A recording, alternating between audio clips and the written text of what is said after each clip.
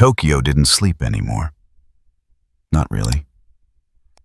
The city breathed in shallow gasps, its rhythm broken since October 31st.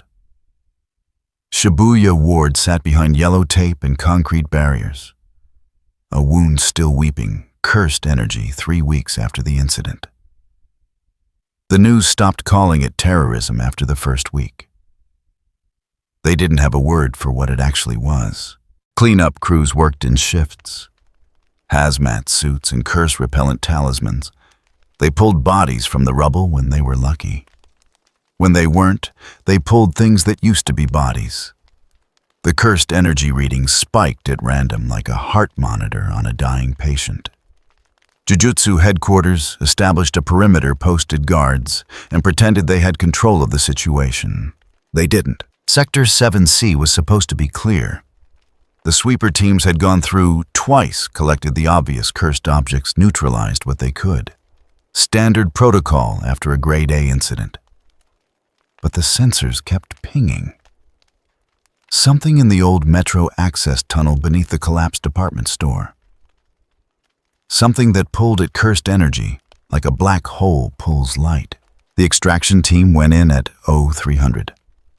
4 sorcerers, all grade 2 or higher. Experienced, professional. They had flashlights and talismans and the kind of confidence that comes from surviving smaller disasters. The tunnel smelled like rust and burnt ozone. Water dripped somewhere in the darkness, each drop echoing off broken concrete. Their footsteps crunched on debris. Glass, bone. The kind of things you learned not to look at too closely. "Reading's getting stronger," said the team lead. Her name was Tanaka. 10 years in the field. She'd survived Shibuya itself barely. The scar across her jaw still hadn't healed right. Straight ahead, maybe 30 meters, they found it in what used to be a station platform. The cursed object sat in the center of a perfect circle of frost. Not ice. Frost. Like winter had touched that specific spot and nowhere else. The concrete around it had cracked in radiating lines, a spiderweb pattern that looked almost deliberate. It was an eye. Or something shaped like an eye. Fossilized, maybe. Stone that had once been organic. The size of a human fist, its surface etched with patterns that hurt to look at directly. The iris was a spiral. 3 tomoe marks, each one bleeding cursed energy in slow pulses. "That's not in the database," someone whispered. Tanaka stepped closer. Her talismans vibrated against her chest. The air around the object felt thick, like walking through water. "Bag it. We're not staying here longer than..." The eye opened, not physically. The stone didn't move. But something behind it opened, looked out, saw them. The cursed energy in the tunnel inverted. Instead of radiating outward, it began to flow inward. Toward the object, toward the eye. One of the sorcerers screamed. Not from pain, from the sudden crushing awareness of being observed, being measured, being found wanting. Tanaka grabbed the object with both hands. Her protective gloves smoked on contact. The cursed energy didn't just flow into the eye anymore. It flowed into her, through her. She could feel it extracting something. Fear. The memory of October 31st. The moment she watched her partner's body fold in on itself, bones breaking in directions bones shouldn't bend. She dropped the object, staggered backward. Blood ran from her nose, hot and copper-tasting. The eye settled back into its circle of frost. Quiet, patient, like it had learned something important and could afford to wait. "Seal it," Tanaka said. Her voice shook. "Seal it and get it out of here. Grade S containment. Do not let anyone touch it directly." They used 3 layers of barrier cloth and a lead-lined case. The object didn't resist, didn't pulse with energy or try to break free. It just sat there, inert and ancient, while they packaged it like a museum artifact. The extraction took 40 minutes. Loading it into the transport van took another 10. By the time they surfaced back into Tokyo's pre-dawn gray, Tanaka's hands still hadn't stopped shaking. She filed the report at 0600. Cursed object. Unclassified. Recommended grade S containment pending analysis. Origin unknown. Effect unknown. Danger level critical. She didn't mention the last part. The part her rational mind wanted to dismiss as shock. The part where just for a moment before she dropped it, she heard a voice. Not words, not language. Just a concept pressed directly into her consciousness like a brand. Peace. The object arrived at Jujjutsu headquarters vault facility at noon. By evening, 3 separate research teams had requested access. By midnight, the vault's environmental sensors began registering temperature fluctuations. Nothing dramatic, just a slow, steady drop. 0.5 degree every hour. The frost started forming at 0200. First on the containment case, then spreading outward, crawling across the vault floor in those same spiderweb patterns. The backup generators kicked in when the primary system failed. The vault sealed itself automatically. Containment protocol activated. Inside the case, wrapped in 3 layers of blessed cloth and surrounded by curse-dampening talismans, the Nguyen Nhan waited. It had been waiting for a very long time. Decades. Lifetimes. However long it took for the right conditions to align. Shibuya had provided pain. Suffering on a massive scale concentrated in a single night. Thousands dead. Thousands more traumatized. The cursed energy saturation was the highest recorded in modern history. The perfect fuel. The perfect key. At 0430, the frost reached critical density. The containment barriers flickered. Not breaking, just thinning, like a membrane stretched too tight. The security cameras captured what happened next. The footage would be classified within hours, buried under red tape and need-to-know restrictions. But those who saw it before the blackout would remember. The Nguyen Nhan cracked, not breaking apart, opening, like a chrysalis splitting to release something that had been dormant inside. Light spilled out, but wrong. Cold light, moon white and hungry. The cursed energy in the vault inverted again. Every talisman, every barrier, every protective seal became a conductor instead of an insulator. The energy didn't disperse. It compressed, condensed, took shape. First a shadow, then something more solid. Human-shaped, but still forming, still pulling itself together from the raw material of Tokyo's collective nightmare. The figure straightened, opened eyes that glowed with 3 tomoe marks in each iris. Looked around the vault with an expression of mild curiosity, like a traveler assessing an unfamiliar hotel room. Uchiha Madara took his first breath in this world and found it acceptable. The vault's emergency system activated, alarms screaming, lockdown protocols engaging, automated defense mechanisms charging up to fire. None of it mattered. Madara raised one hand. The cursed energy in the room responded like an obedient dog. The barriers didn't break. They simply stopped existing. The alarms cut off mid-scream. The vault door peeled open with the sound of tearing paper. He stepped into the corridor. White walls, fluorescent lights. The architecture of modern bureaucracy. He'd seen similar structures in his own time, different materials, same purpose. Institutions built to contain power they didn't understand. A security team rounded the corner. 5 sorcerers fully armed. One of them raised a hand, cursed energy crackling between his fingers. "Freeze, you are under." Madara looked at him, just looked. The sorcerer's technique evaporated. Not cancelled, not overpowered. Just gone like it had never existed. The man's face went white. His legs stopped working. He sat down hard on the polished floor, breathing in short, panicked gasps. "Interesting," Madara said. His voice was quiet, conversational. This system converts suffering into power. Inefficient, but functional.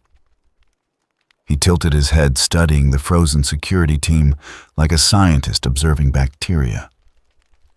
How much suffering does it take to create one of you? No one answered.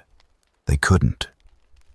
The presence radiating from this man pressed down like atmospheric pressure at the bottom of an ocean. Madara nodded as if they'd confirmed something. I see. Then we have much work to do. He walked past them. Didn't run. Didn't teleport. Just walked each step measured and unhurried while alarms shrieked overhead and reinforcements scrambled through distant corridors. By the time they sealed the facility, he was already gone. Disappeared into Tokyo's pre-dawn streets like smoke dispersing into fog. The emergency response teams found the vault empty. The Nguetnyan was gone. In its place, that same circle of frost. That same spiderweb pattern. And in the center, carved into the frozen concrete with surgical precision, a message in Japanese characters. Peace through controlled dreams. Suffering through chaotic freedom. Choose.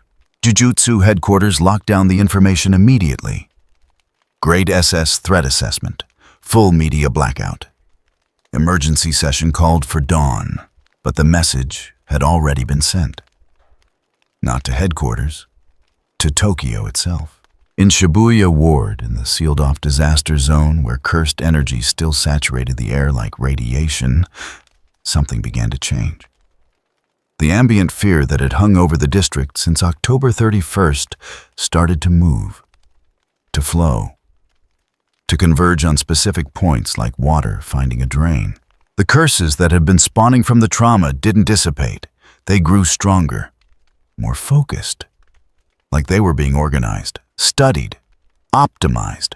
By the time the sun rose over Tokyo, painting the city in shades of gold and gray, 3 separate Grade 1 curses had manifested in locations that formed a perfect triangle around the old metro access tunnel.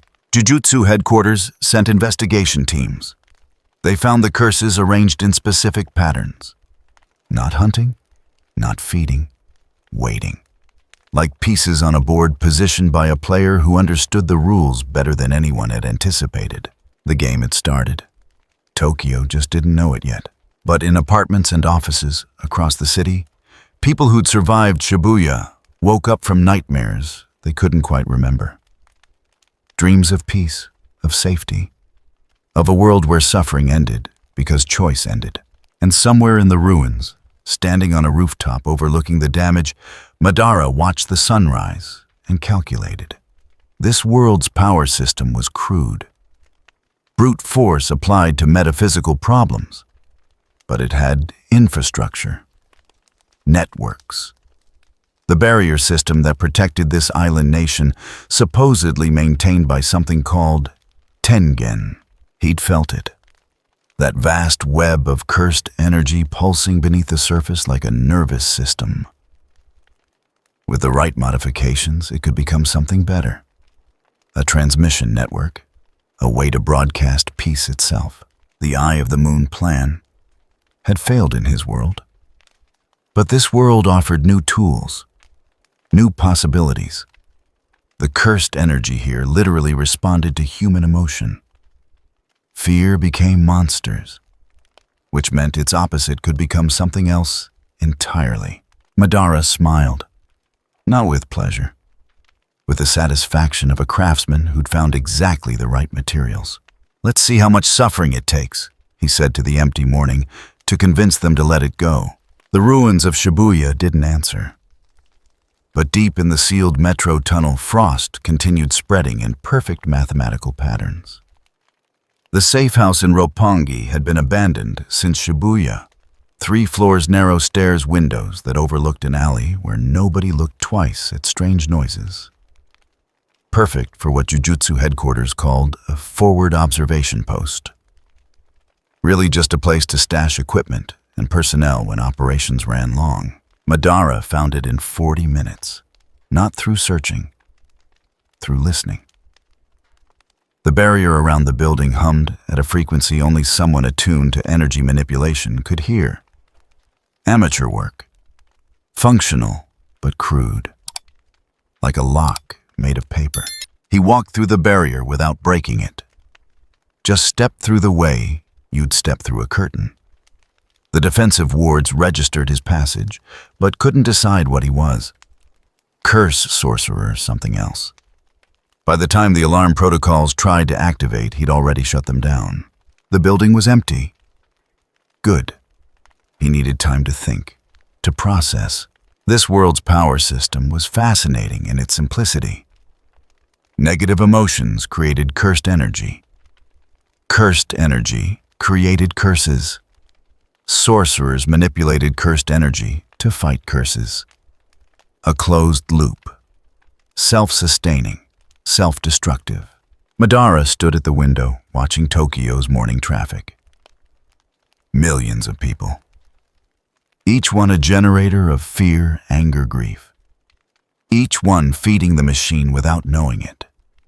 The system didn't just allow suffering, it required it. Remove the negative emotions, and the entire structure would collapse, which meant peace was literally impossible under this framework. The society needed enemies to justify sorcerers. Sorcerers needed curses to justify their existence. Curses needed human misery to manifest. Round and round, generation after generation. Inefficient, he said to his reflection, but correctable. He raised his right hand. The cursed energy in the room responded sluggishly. Not like chakra. Heavier, more viscous. It had texture, this energy, flavors. The fear tasted different from anger. Grief had weight that rage didn't. The Nguyen had done its job well. It hadn't just transported him, it had translated him, converted his essence into something compatible with this world's rules. His chakra pathways had been rewritten into cursed energy channels. His techniques adapted into this universe's logic. But the conversion wasn't perfect. He could feel the inefficiency. Every technique he used bled power. Susanoo would drain him dry in minutes here, not hours. The Rinnegan's absorption abilities worked, but at reduced capacity. He was powerful, yes, but not infinite, which meant he needed to be smart, strategic. Build the infrastructure first, then deploy the solution. A noise from the street below. Footsteps, multiple sets, professional spacing. Madara didn't move from the window, just watched their reflection in the glass as 3 sorcerers entered the building's ground floor. "Barrier's been compromised," one of them said. Young voice, male, nervous. Could be a curse, could be nothing. Protocol says we clear it either way. Older, female, tired. "Top floor first, work down." They climbed the stairs carefully. Techniques ready. Cursed energy gathered in their hands like static electricity. Madara counted their steps, measured their breathing, calculated their stress levels from the micro tremors in their footfalls. The fear was strongest in the young one. Fresh graduate from one of the technical colleges, probably. First real mission after Shibuya. He'd seen the footage. Knew what grade 1 curses could do to unprepared sorcerers. Madara could use that. He turned from the window as they reached the top floor. Didn't hide. Didn't prepare to fight. Just stood there, hands clasped behind his back, looking like a businessman who'd wandered into the wrong building. The door opened. 3 sorcerers, 3 different reactions. The young one stumbled backward, technique already forming. Raw panic. The tired woman froze, eyes widening. Recognition without understanding. The third one, middle-aged man with scars on his knuckles, just stared. "You're the vault breach." "I am." Madara didn't move. "Tell me, when you fight your curses, what happens to the cursed energy after the curse dies?" Silence. The kind that comes from confusion layered over terror. "It dissipates, the scarred man said carefully. Returns to the ambient flow, and when sorcerers die, their cursed energy disperses, feeds back into the system." Madara nodded. a closed loop. Energy cannot be destroyed, only transformed. But you transform it through violence. Kill the curse, release the energy which creates more curses from human negativity, which requires more sorcerers to kill. Does that seem sustainable to you? The woman found her voice. Who are you? Someone who solved this problem before. He gestured at the window at Tokyo beyond. Your city is drowning in cursed energy. Shibuya proved that. The barrier between human suffering and supernatural consequence is too thin. One major trauma, and you get October 31st. How many Shibuyas before the system breaks completely? That's not, the young one started. An answer. Madara's eyes shifted. 3 Tomoe marks, rotating slowly in each iris. Not a threat, just information. You're right, it's a question. How much suffering is Tokyo worth? How much fear? How many dead children equals one peaceful night? The cursed energy in the room changed temperature. Dropped. The sorcerer's breath misted in the suddenly cold air. I've watched your curse response protocols. Madara continued. Reactive, defensive. You wait for curses to manifest, then dispatch teams to neutralize them. You're fighting symptoms while the disease spreads. Every day, human misery creates more cursed energy. Every day, more curses spawn. You're not winning. You're maintaining stalemate. The scarred man shifted his weight. Combat stance, but uncertain. And you have a better way. I have the only way. Madara walked toward them. Slow steps, measured. Remove the source, not the curses, the suffering that creates them. Give humanity peace, not through violence, through inevitability. He stopped 3 meters away, close enough to see their pupils dilate, far enough to seem non-threatening. Imagine so, he said quietly. A world where cursed energy still exists, but serves a different purpose. Where human emotion fuels protection instead of predation. Where people sleep without nightmares. Where children don't become trauma response statistics. That's impossible, the woman whispered. It's engineering. Madara tilted his head. This world already has the infrastructure. Your barrier master Tenjin. The network of protective seals across Japan. Jujjutsu High's foundations. All of it could be repurposed. All of it could broadcast a different signal. Broadcast what? Dreams.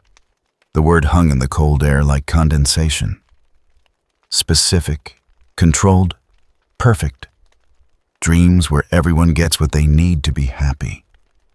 Dreams that eliminate the negative emotions that spawn curses. Dreams that save this world from eating itself alive.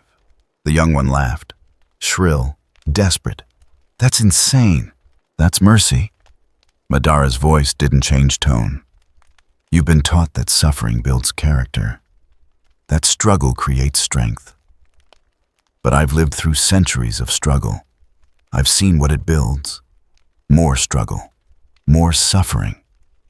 An infinite recursion of pain, justifying pain. He raised one hand. Not threatening. Demonstrating. The cursed energy in the room gathered around his palm. Not violently, gently, like iron filings drawn to a magnet. I can show you, he said. A small demonstration, no permanent effects, just a glimpse of what's possible. Don't. The scarred man started. Too late. The cursed energy pulsed once. Not an attack, an injection, directly into their nervous systems. 3 seconds of perfect peace. No fear, no anger, no grief, just warmth, safety, the feeling of being absolutely certain that nothing bad would ever happen again. 3 seconds, then it ended. The young one collapsed. Knees hitting the floor hard, tears streaming down his face. Not from pain, from the absence of it, from suddenly remembering what it felt like to carry fear after experiencing its absence. The woman staggered against the wall. Her technique dissolved. She couldn't maintain it, couldn't focus through the whiplash of emotions. The scarred man stayed standing. Barely. His hands shook. "What did you do?" "Gave you a choice." Madara lowered his hand. "You can report this to your superiors. Tell them I'm a threat. Watch them send more teams, more sorcerers, more violence. Maintain the cycle." He turned back to the window. Dismissal in the gesture. Or you can ask the right question. Not, how do we stop him, but what if he's right? What if this system is the problem? What if peace isn't weakness? What if your job shouldn't exist? Silence. The kind that comes after a building collapses. After the dust settles and people realize they're standing in ruins. "Get out," the scarred man said. Not to Madara, to his team. "We're leaving." They went, slow, unsteady. The young one last looking back once with an expression that mixed fear and longing in equal parts. Madara watched them go. Listened to their footsteps descending. Heard them hit the street. Break into a run. Panic without direction. Good. Let them run. Let them report. Let Jujutsu headquarters hear about the man who asked the questions they'd spent generations avoiding. He moved to the building's communications equipment. Outdated. Analog backups for when cursed energy interfered with digital systems. But functional. He could work with functional. 2 hours later, he'd mapped Jujutsu Society's organizational structure from their own encrypted files. Another hour gave him the barrier network's architecture. By sunset, he understood the system better than the people maintaining it. The key was Tengen, an immortal sorcerer who'd transformed into something between human and curse. The living foundation for Japan's barrier network. Every protective seal, every defensive ward, every safe zone connected back to Tengen's consciousness, like branches to a tree trunk. Repurpose that network and he could reach every citizen. Not through violence, through signal, through broadcast, through dreams so perfectly tailored to individual psychology that rejection would be psychologically impossible. He'd need time, resources, allies or tools depending on availability. But the foundation was sound. The logic was sound. Tokyo had handed him the materials. Shibuya's trauma provided the fuel. Jujutsu Society's own infrastructure would become the delivery system. All he needed was to identify the right pressure points. Madara pulled up surveillance footage from October 31st. Watched the Shibuya incident unfold in fast forward. Studied the tactics, the organization behind it. Someone had planned this, coordinated multiple special-grade curses, deployed something called Prison Realm to seal the strongest sorcerer. That level of planning meant intelligence, strategy. Someone who understood the system well enough to exploit it. Someone he could potentially work with or through. He made note of the key players. Geto Suguru's body inhabited by something older. The disaster curses now deceased. The human collaborators who'd triggered panic at precise moments. Professional work, military precision, and the target, Satoru Gojo. Sealed, not killed, which meant whoever planned Shibuya wanted him intact, wanted the option to use him later, or wanted to prevent anyone else from having access to his power. Interesting. Madara filed the information, built his database, constructed mental models of the major players, their capabilities, their probable motivations. By the time night fell over Tokyo, he'd identified 3 critical resources. 1, the prison realm. A perfect seal. Absolute containment. If he could access it, study it, he could adapt its principles. Make his dream broadcast inescapable. Turn peace from invitation to inevitability. 2, Tengen's barrier network. Already discussed. The nervous system he'd need to reach every mind in Japan simultaneously. 3, the cursed energy reserves still saturating Shibuya.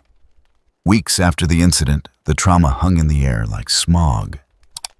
Enough raw power to fuel the conversion, enough suffering to justify ending suffering. He'd need to move carefully. Jujutsu Society would be hunting him now. The sorcerers he'd encountered would report. Countermeasures would be prepared. But that was expected. War was never straightforward. Madara stood stretched and walked to the safe house's small kitchen. Found instant coffee. Boiled water on a portable stove. Watched steam rise while his mind calculated trajectories. This world's people lived on a knife edge.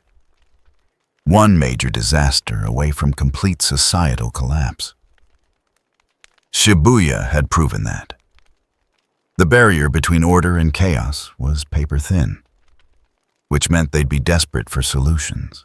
All he had to do was position himself as the answer, not through force, through demonstration. Show them peace. Let them taste it. Let them remember what it felt like to sleep without nightmares. Then ask them the only question that mattered. What would you pay for that? What would you sacrifice? The answer he suspected would be everything. Madara drank his coffee black. Bitter. Real. Centered himself in the physical while his mind worked through probabilities and contingencies. Outside Tokyo's nightlife ignited. Neon and noise. People drinking to forget Shibuya. Dancing to drown out the fear. Living desperately because they'd learned that life could end without warning in a subway station. They deserved better, whether they knew it or not. He'd give it to them. Give them the dream of peace. Give them the illusion of choice while removing the possibility of suffering. It was mercy. They'd understand eventually. And if they didn't? If they chose chaos over contentment? If they preferred the right to suffer over guaranteed happiness? Then he'd make the choice for them. The coffee finished. The night deepened. Somewhere in Tokyo, curses spawned from human despair. Somewhere sorcerers prepared to hunt him. Somewhere the wheels of institutional response began to turn. Let them turn. Madara had survived gods and nations. Jujutsu Society was just another obstacle. Another system that thought its way was the only way. He'd prove them wrong. Not through speeches, through results.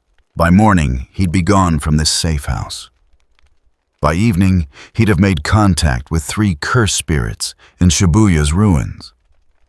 Not to control them, to study them, to understand how cursed energy responded to different emotional frequencies.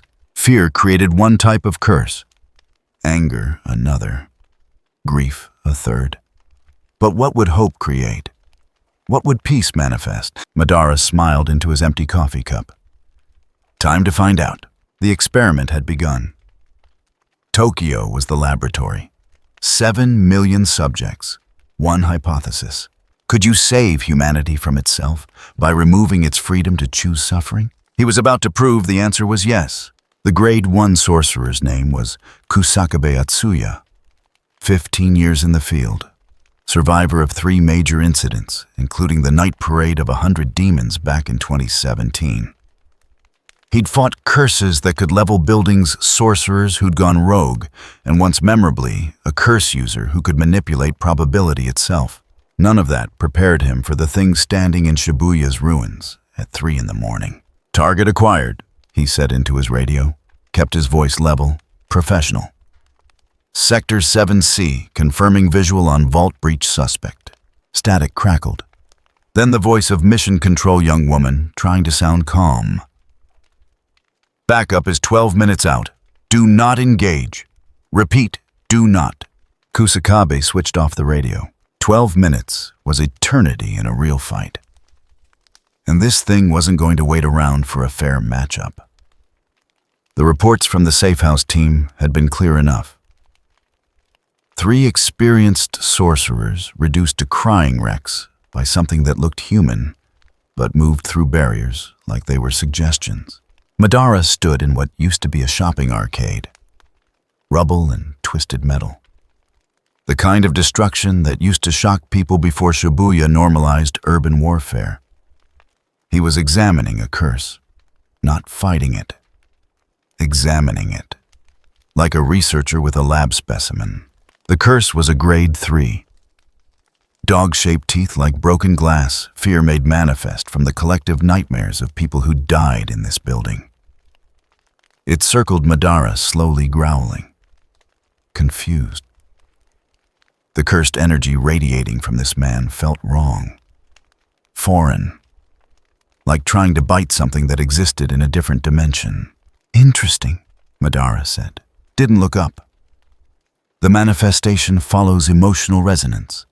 Fear of dogs, fear of teeth, fear of being hunted in enclosed spaces, efficient data compression.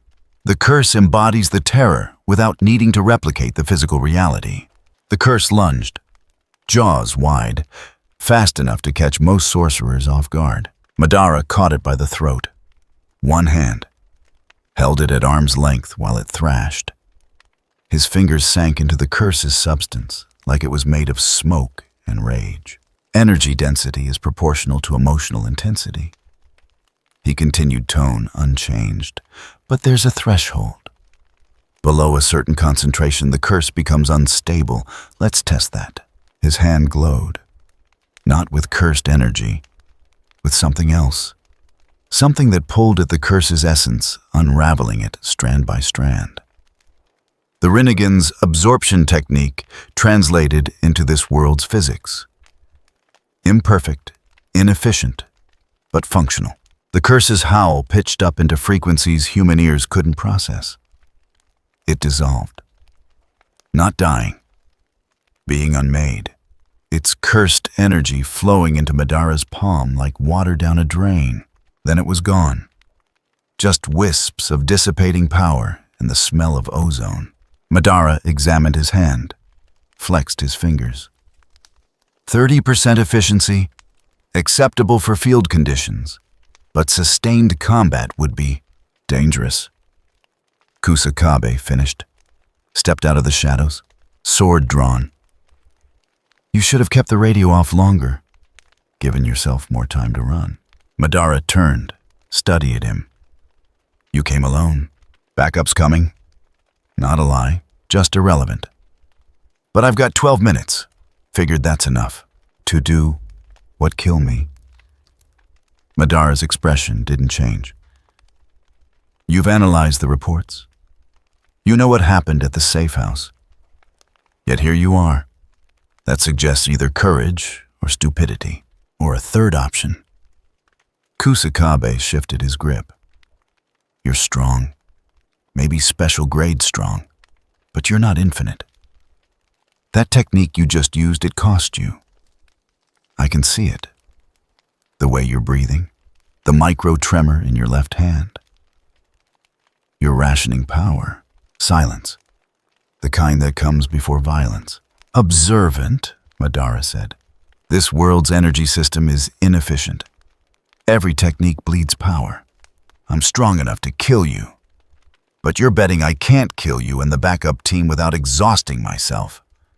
So you're buying time. Smart. Thanks. Kusakabe activated his technique. Cursed energy flooded through his blade. But I'm not here to buy time. I'm here to see if you can learn. He moved. Not fast, precise. Sword cutting through the space where Madara had been standing. The Uchiha dodged. Easy, almost lazy. Combat reflexes that made Kusakabe's lifetime of training look like amateur hour. But that wasn't the point. Kusakabe's sword completed its arc, touched the ground, and the cursed energy he'd been channeling into it exploded outward. Not as an attack, as a boundary. A circle 30 meters in diameter carved into reality itself. Domain expansion, Kusakabe said. His voice changed, gained resonance, authority. Evening moon sword drawing. The world inverted. They weren't in Shibuya anymore. They were in a dojo. Traditional architecture. Wooden floors, paper screens. The moon visible through an open roof, full and impossibly large. The air smelled like steel and cherry blossoms. Madara's eyes widened. just slightly. First sign of surprise he'd shown. "This is your technique," he said. Not a question. Observation. "You've manifested your cursed technique as an environmental absolute. Inside this space, your rules override reality." Close enough. Kusakabe settled into stance. "In my domain, every sword strike hits. No dodging, no blocking. The technique is guaranteed. That's what domain expansion means. I've created a space where my will is law." He drew. Single motion. Blade singing as it cleared the scabbard. Madara moved to dodge. But his body didn't respond correctly. The sword's path wasn't through space anymore. It was through certainty. The domain had decided the blade would strike, so it struck. Simple as physics. Inevitable as gravity. Blood sprayed. Madara's shoulder opened. Deep cut, clean edge. The kind of wound that would have killed most sorcerers through shock and blood loss. Madara looked at the cut, then at Kusakabe, then smiled. Actually smiled. "Elegant, he said. "You've weaponized inevitability. Created a space where cause and effect follow your script. How long can you maintain this?" "Long enough." Kusakabe drew again. Another cut. This time across Madara's ribs. More blood, more damage. But Madara wasn't trying to dodge anymore. He was studying, analyzing. His Sharingan spun 3 Tomoe marks, rotating faster and faster. Recording, learning, understanding. "The barrier," Madara said. Blood running down his side, voice still calm. "The domain is a barrier first. Physical space defined by cursed energy. Then you inject your technique into the barrier's framework. The barrier becomes a conductor, a medium that transmits your technique to every point within its range simultaneously." Third cut. Across his back. Madara stumbled, dropped to one knee, still talking. "But there's a cost. The barrier requires constant energy input. And the more powerful the technique you inject, the more strain on the barrier's integrity, which means..." He raised his left hand. The Rinnegan in both eyes flared. And suddenly, impossibly cursed energy began flowing the wrong direction. Out of the barrier, into Madara's palm. Which means the barrier itself is vulnerable to energy manipulation. Kusakabe felt it. The domain shuddering. Not breaking, but destabilizing.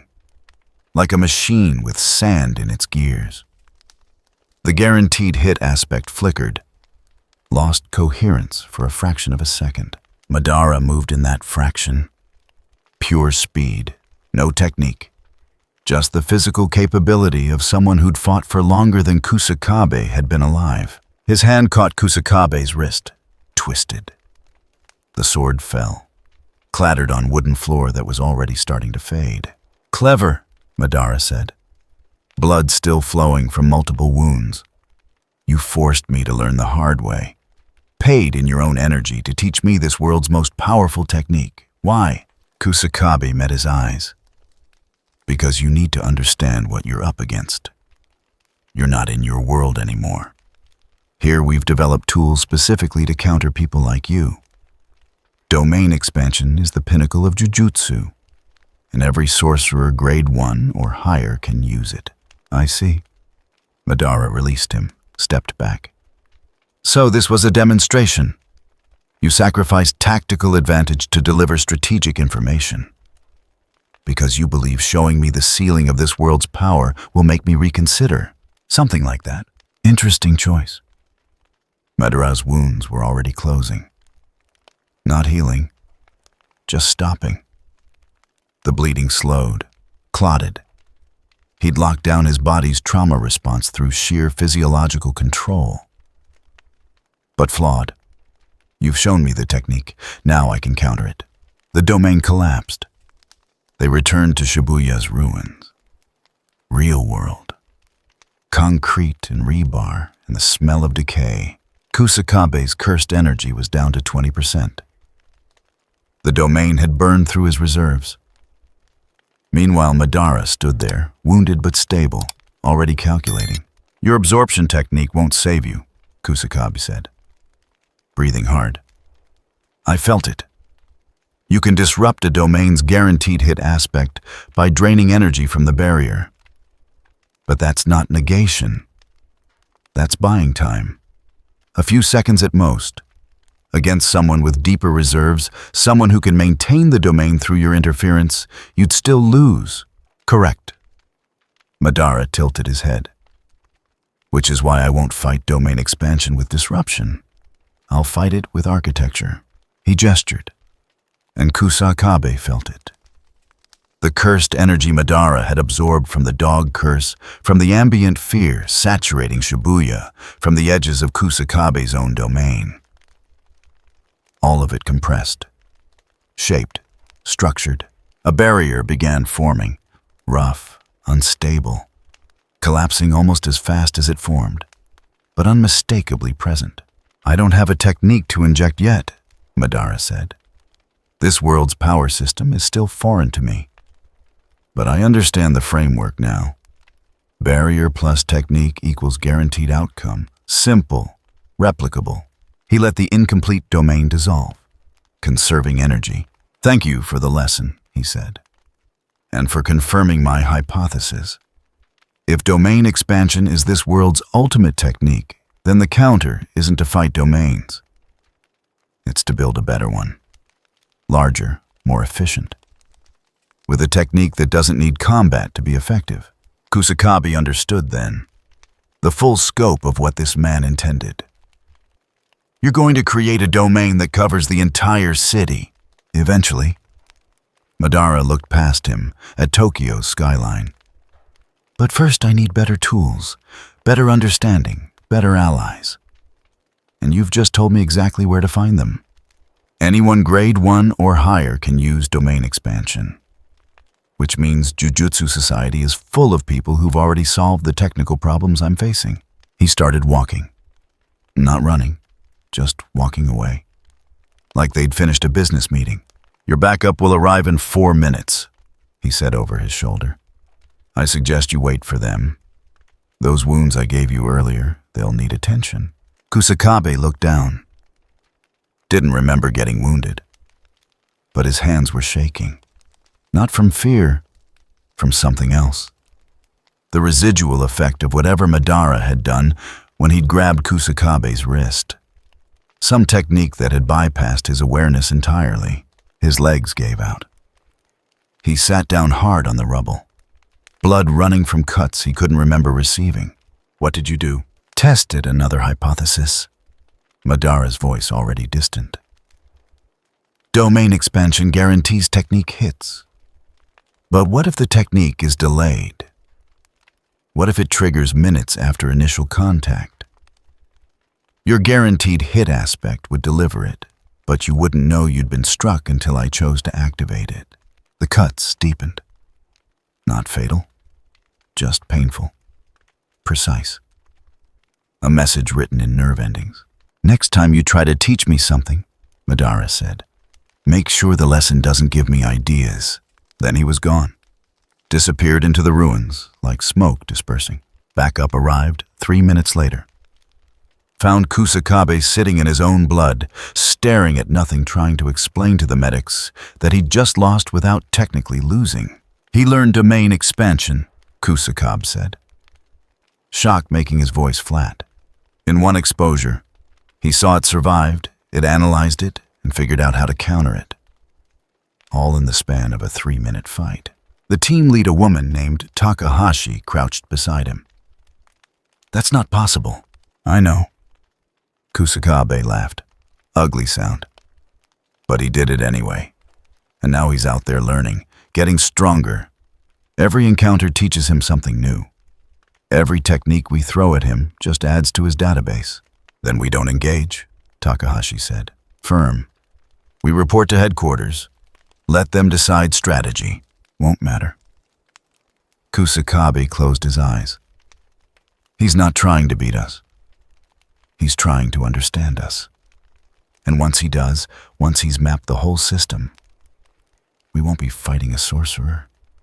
We'll be fighting someone who knows our techniques better than we do. They evacuated him, stabilized the wounds, filed the report. By dawn, Jujutsu headquarters had upgraded Madara's threat assessment to special grade and issued a kill-on-sight order. But Madara was already 3 moves ahead. He'd learned what he needed. Domain expansion was the peak technique, which meant anyone using it had already solved the same problems he'd faced building his own domain. Find the right person, study their technique, reverse engineer the principles. And he knew exactly where to start. Prison Realm. The perfect seal.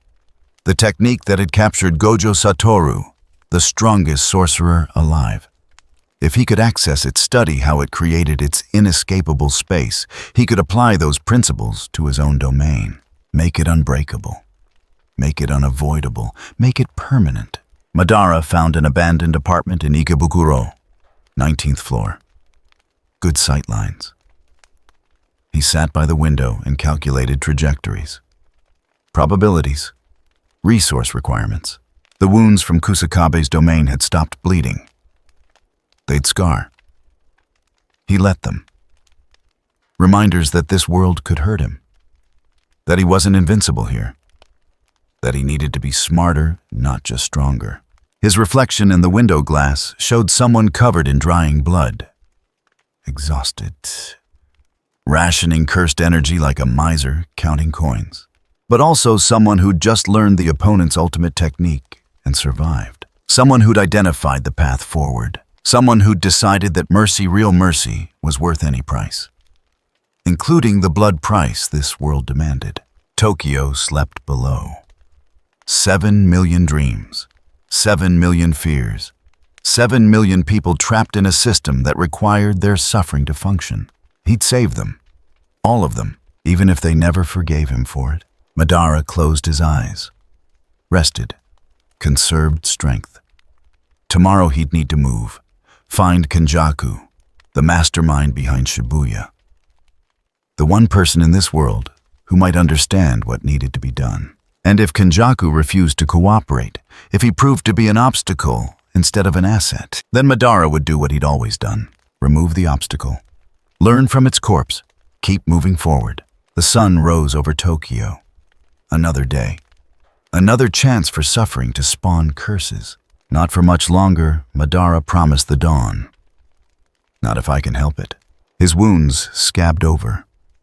His cursed energy reserves slowly replenished. His mind mapped and planned and calculated. Somewhere in the city, Jujutsu headquarters mobilized. Somewhere sorcerers prepared for war. Somewhere the institutional machinery of violence and protection creaked into motion. Let it creak. Let them prepare. Let them think they understood what they were fighting. By the time they figured out Madara wasn't the enemy, just the cure they were too afraid to swallow, it would be too late to stop the treatment. The dream of peace waited. Patient, inevitable. And Madara had all the time in the world to make it real. Jujutsu High Tokyo sat on sacred ground in the western mountains. Warded. Protected. Invisible to civilians who walked past it every day without registering its existence. The barriers here were old, layered, built over centuries by sorcerers who'd understood that some things needed to be hidden from the world. Madara stood 2 kilometers away on a hiking trail popular with tourists. Looked like any other visitor. Backpack, camera, hiking boots still clean enough to mark him as a weekend warrior rather than serious climber. Nobody looked twice. He didn't need to get closer. The Sharingan could read cursed energy from this distance. Map the barrier network. Identify the power flow. See the invisible architecture that kept this place separate from mundane reality. Impressive work. Whoever built this had understood defensive theory. Multiple barriers each with different properties. Physical barriers to stop intrusion. Cognitive barriers to discourage interest. Conceptual barriers that made even other sorcerers think twice about unauthorized entry. But barriers were just walls. And walls had foundations. Stress points. places where the structure concentrated load-bearing weight. Madara found 3 major nodes in 10 minutes, logged their locations, moved on. He'd been watching Jujjutsu Society for 5 days now, learning, not through infiltration, through observation. The organization was bureaucratic, which meant it left paper trails, digital footprints, patterns of resource allocation that told stories if you knew how to read them. Personnel transfers after Shibuya, emergency budget authorizations, equipment requisitions, all of it flowing through channels that assumed internal security. Nobody expected external analysis of their own logistics. They should have. Madara had mapped their organizational structure in 72 hours, identified key personnel, located safe houses, tracked supply chains. The society operated on a hub-and-spoke model. Tokyo Jujutsu High was the hub for Eastern Japan. Kyoto Jujutsu High handled the West, both connected to a central administration that answered to the higher-ups, an old guard council that made policy from shadows. Corrupt, ossified, more concerned with maintaining power than actually solving problems. Perfect. Corrupt systems were predictable. They prioritized self-preservation over effectiveness, which meant they'd sacrifice field sorcerers to protect institutional interest. Send people to die, rather than admit systematic failure. Madara could work with that. He descended from the hiking trail, took the train back into central Tokyo. Rush hour, packed cars, salary workers pressed together in forced intimacy. Their cursed energy leaked out in invisible clouds. Stress, exhaustion, the slow, grinding misery of people who'd accepted that life was meant to be endured, not enjoyed. This was the raw material. This was what spawned curses. Not spectacular trauma like Shibuya, just the accumulated weight of 1,000,000 small disappointments. Dreams deferred, hopes abandoned. The quiet desperation that modern life normalized. Remove this, and you'd remove 80% of cursed energy generation. Let people sleep without anxiety. Let them wake without dread. Give them peace not as a reward for struggle, but as a baseline condition of existence. The train pulled into Shinjuku Station. Madara exited with the crowd, followed the flow of humanity toward the surface. Nobody noticed him. Nobody ever noticed him.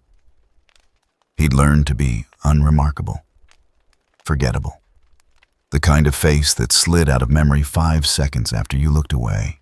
He walked 3 blocks, entered a coffee shop, ordered black coffee and took a seat by the window, opened his laptop. Generic model, bought with cash 3 days ago. The laptop connected to free Wi-Fi. No VPN, no encryption, just a tourist checking email while caffeinated. But Madara wasn't checking email. He was reading classified Jujutsu Society documents, not through hacking, through a much simpler method. He'd spent 2 days identifying sorcerers who worked administrative positions. People with access to sensitive information, but minimal combat training. Then he'd followed them, watched their routines, identified security vulnerabilities. One of them had a daughter, 12 years old. Walked home from school the same route every day. Madara had met her yesterday. Just a stranger who'd helped when she dropped her books. Polite conversation, made her laugh. Completely forgettable, except he'd touched her hand when returning her books. A technique so subtle she'd never felt it. A cursed energy marker, harmless, undetectable, but traceable. This morning the girl's father had received a phone call. Unknown number. Distorted voice. Simple message. Your daughter's marked. I can trigger the marker anytime I want. She'll experience 3 days of her worst nightmares made real. The kind of trauma that breaks minds permanently. Unless you give me what I want. The man had broken in 40 seconds. Offered everything. Money, information, his own life in exchange for his daughter's safety. Madara had asked for login credentials to the classified database. Nothing else, and he'd been honest. The marker is harmless. I'll remove it once you comply. Your daughter will never know this happened, and you'll never hear from me again. The man had complied, sent the credentials through an encrypted text. Probably thought he'd been clever, protecting himself while protecting his daughter. Madara deleted the marker that afternoon, kept his word. He wasn't interested in cruelty for its own sake, just results. Now he sat in the coffee shop reading files that detailed Jujutsu Society's response to what they were calling the Vault Incident. His threat assessment, countermeasure proposals, strategic recommendations. They thought he was a curse, or a curse user. Something that could be categorized, contained, defeated through standard protocols. Wrong, but useful. Let them think small. Let them prepare for the enemy they understood. One file caught his attention. Incident report from Shibuya. Comprehensive breakdown of the attack's coordination. The involvement of multiple special-grade curses. The deployment of Prison Realm to seal Satoru Gojo. Prison Realm. Madara opened sub-files. Technical specifications. Historical records. The object was ancient. Predated modern jujutsu by centuries. A barrier technique made manifest as physical object. The interior existed in compressed time. 1 minute outside equaled months inside. The seal was absolute. No known escape method. Perfect. He kept reading. Prison Realm's current status secured. Location classified. Access restricted to 2 people. One of the higher-ups, and someone named Tengen. Tengen. Madara pulled up everything the database had on that name, read for 20 minutes, finished his coffee, ordered another one. Tengen wasn't a person anymore. Not exactly. An immortal sorcerer who'd evolved beyond humanity, now existed as something between human and curse. The living foundation for every barrier in Japan. Every protective seal, every safe zone, every warded location connected back to Tengen's consciousness like nerves to a brain. And Tengen resided in a place called the Tombs of the Star Corridor, a pocket dimension accessible only through specific entry points. Protected by barriers so complex they made Jujutsu High's defenses look like children's toys. Madara leaned back in his chair, stared at the laptop screen without seeing it. Mind working through implications? This was it. This was the infrastructure he needed. Tengen's barrier network covered the entire nation. Millions of connection points. Every school, every shrine, every place where Jujutsu sorcerers had established defensive positions over the centuries. Repurpose that network, and he wouldn't need to build his own system from scratch. He'd have instant access to every population center in Japan. Could broadcast his technique through existing channels. Turn protection into permission. Turn barriers into conductors. But first, he needed Prison Realm. Needed to study its sealing technique. Understand how it created inescapable space. Apply those principles to domain construction. The problem was access. Tengen was unreachable. The higher-ups were paranoid. And even if he could locate Prison Realm's physical location, actually acquiring it would require fighting through layers of defense that would alert the entire Jujutsu community. Unless Madara closed the laptop, walked out of the coffee shop, took the subway to Ikebukuro, emerged at street level as the sun set. Tokyo's evening transformation, neon replacing daylight. The city putting on its night face. He found an internet cafe, paid for a private booth, logged into a different system. This one was legitimate. No stolen credentials, just public access to civilian news archives. He searched for one name, Geto Suguru, former Jujutsu sorcerer, turned mass murderer, leader of a cult, mastermind behind the night parade of 100 demons. killed in 2017, except he wasn't dead. Madara had watched the Shibuya footage carefully. The person commanding the special grade curses had worn Gato's face, moved with Gato's mannerisms. But the cursed energy signature was wrong, foreign, like someone wearing a skin suit, body possession, technique-based identity theft. The mastermind behind Shibuya wasn't Geto. It was someone piloting Geto's corpse like a vehicle. Someone with resources, knowledge, access to information that should have died with Geto. Someone who could potentially be negotiated with.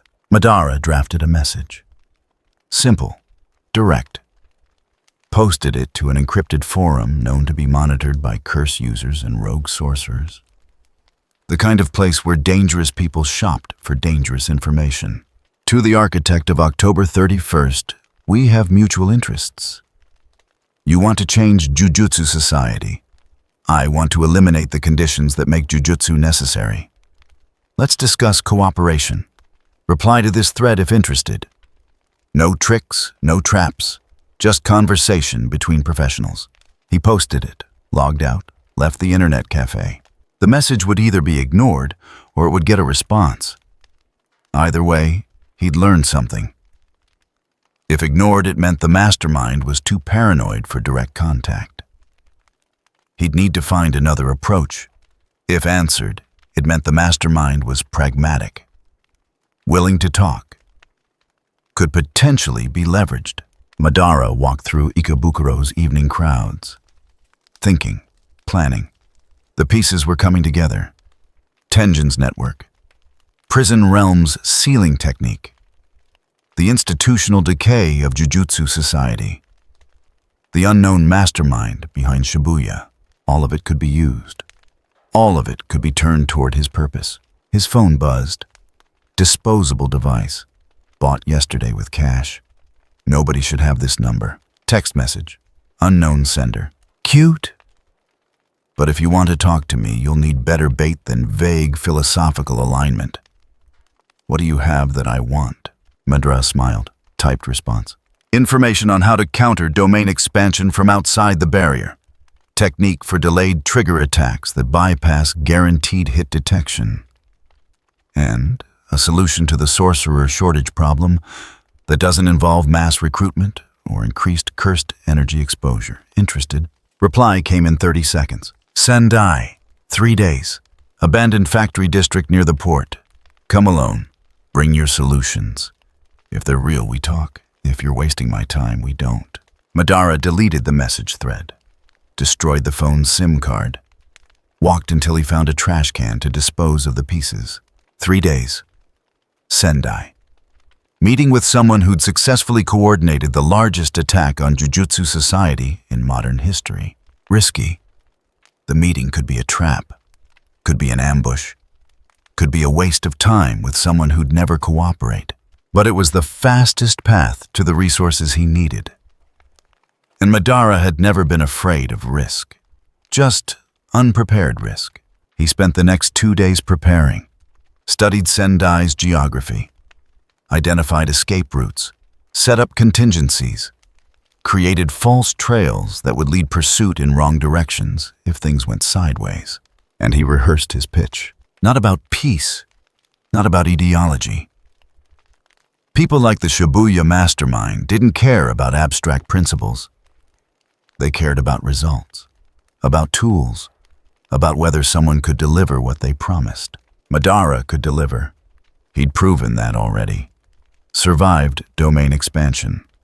Reverse-engineered the technique in one exposure. Extracted classified information from a secure organization in less than a week. He was useful. That was currency in any negotiation. The third day arrived. Madara took the bullet train to Sendai. 4 hours of countryside sliding past at 300 kilometers per hour. Time to think. To center himself. To remember why he was doing this. Because systems like Jujutsu society couldn't fix themselves. They were structurally committed to perpetuating the problem they claimed to solve. More suffering created more curses. More curses justified more sorcerers. More sorcerers meant more institutional power. More power meant more interest in maintaining the status quo. Break the loop, and you saved humanity from itself. The train arrived at sunset. Madara walked to the factory district. Old industrial area, half abandoned. Concrete and rust and broken windows. The kind of place where screams wouldn't draw attention. Perfect meeting spot for people who didn't want witnesses. He found the specified factory. 3-story building. Loading docks. Machinery long since stripped and sold for scrap. The cursed energy in the area was thick, residual. Like something had spawned here recently and left its stink behind. Madara entered through the main door. Walked into what used to be a warehouse floor. Moonlight through broken skylights. Shadows everywhere. A voice spoke from the darkness. "You came alone. Smart. I appreciate efficiency." A figure stepped into the moonlight. Ghetto's face. Ghetto's body. But the smile was wrong. Too knowing. Too old. "I'm Kenjaku," the figure said. "And I'm very curious about what you think you know." Madara stood his ground. Didn't tense. Didn't prepare for combat. Just met Kenjaku's eyes with his own Sharingan spinning slowly. "I know you're trying to force Jujutsu evolution through crisis," Madara said.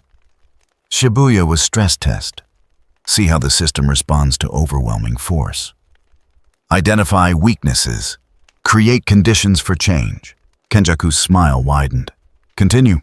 You're using culling game as the next step. A ritual. Forcing awakened sorcerers into combat. Concentrating cursed energy, building towards something larger, something involving Tengen." "Very good." Kenjaku applauded. Slow, mocking. "You've done your homework, but you still haven't told me what you're offering." Madara gestured. The air between them shimmered, and suddenly Kenjaku was staring at a perfect illusion. Himself. But different. Older. Succeeded. Standing over a world where cursed energy had evolved into something new. "I'm offering completion," Madara said. "You want evolution. I want elimination. Different goals, same method. We both need to break the current system. We both need access to resources the other possesses, so we cooperate. Temporarily. Until our paths diverge." The illusion dissolved. Kenjaku studied him, really looked, like seeing him for the first time. "You're not from this world," Kenjaku said. Not a question. Observation. "Does it matter?" "No." Kenjaku laughed. Genuine sound. "No, I suppose it doesn't. What matters is whether you can deliver. You said you have counter techniques. Demonstrate." Madara didn't hesitate. Pulled a knife from his pocket. Threw it at Kenjaku's face. Kenjaku's domain expansion activated instantly. A barrier snapped into existence. The knife stopped mid-flight. Guaranteed miss. The technique had decided the weapon wouldn't connect, so it didn't. But Madara wasn't aiming for now. He was aiming for later. He made a hand sign. Single gesture. The knife dissolved into cursed energy. That energy marked Kenjaku. Not an attack. A beacon. A trigger waiting to activate. "The technique won't fire until I choose," Madara said. "Could be seconds. Could be days. Your domain expansion guaranteed my attack missed. But it delivered the marker anyway. Because the attack wasn't the knife. It was the contact." Kenjaku's domain dissolved. He examined himself. Felt the marker. Couldn't remove it. The technique was too subtle, too deeply embedded. Then he laughed again. Louder. "That's brilliant. Absolutely brilliant. You've found a loophole. The guaranteed hit mechanism becomes a guaranteed delivery system. Turn the enemy's strength into a weakness." He waved his hand. The marker dissolved. Simple application of overwhelming cursed energy. "But it won't work on someone with reserves to burn," Still, the principle is sound. I can use this. Madara nodded. Then we have basis for cooperation. What do I get in return?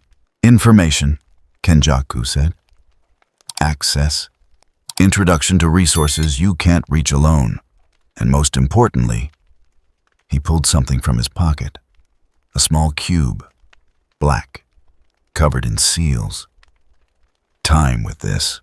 Madara's eyes widened, just slightly. Prison realm. 10 minutes, Kenjaku said. You can study it, analyze it, figure out how it works, but you don't get to keep it. And you don't get to know where it's usually stored. Deal. Madara took the cube, felt its weight, its presence. The compressed space folded into impossible geometry. Deal, he said. He had 3 days to plan his next move. And now he had access to the one tool that could make his dream inevitable. The game had changed. The pieces were moving, and Tokyo had no idea what was coming.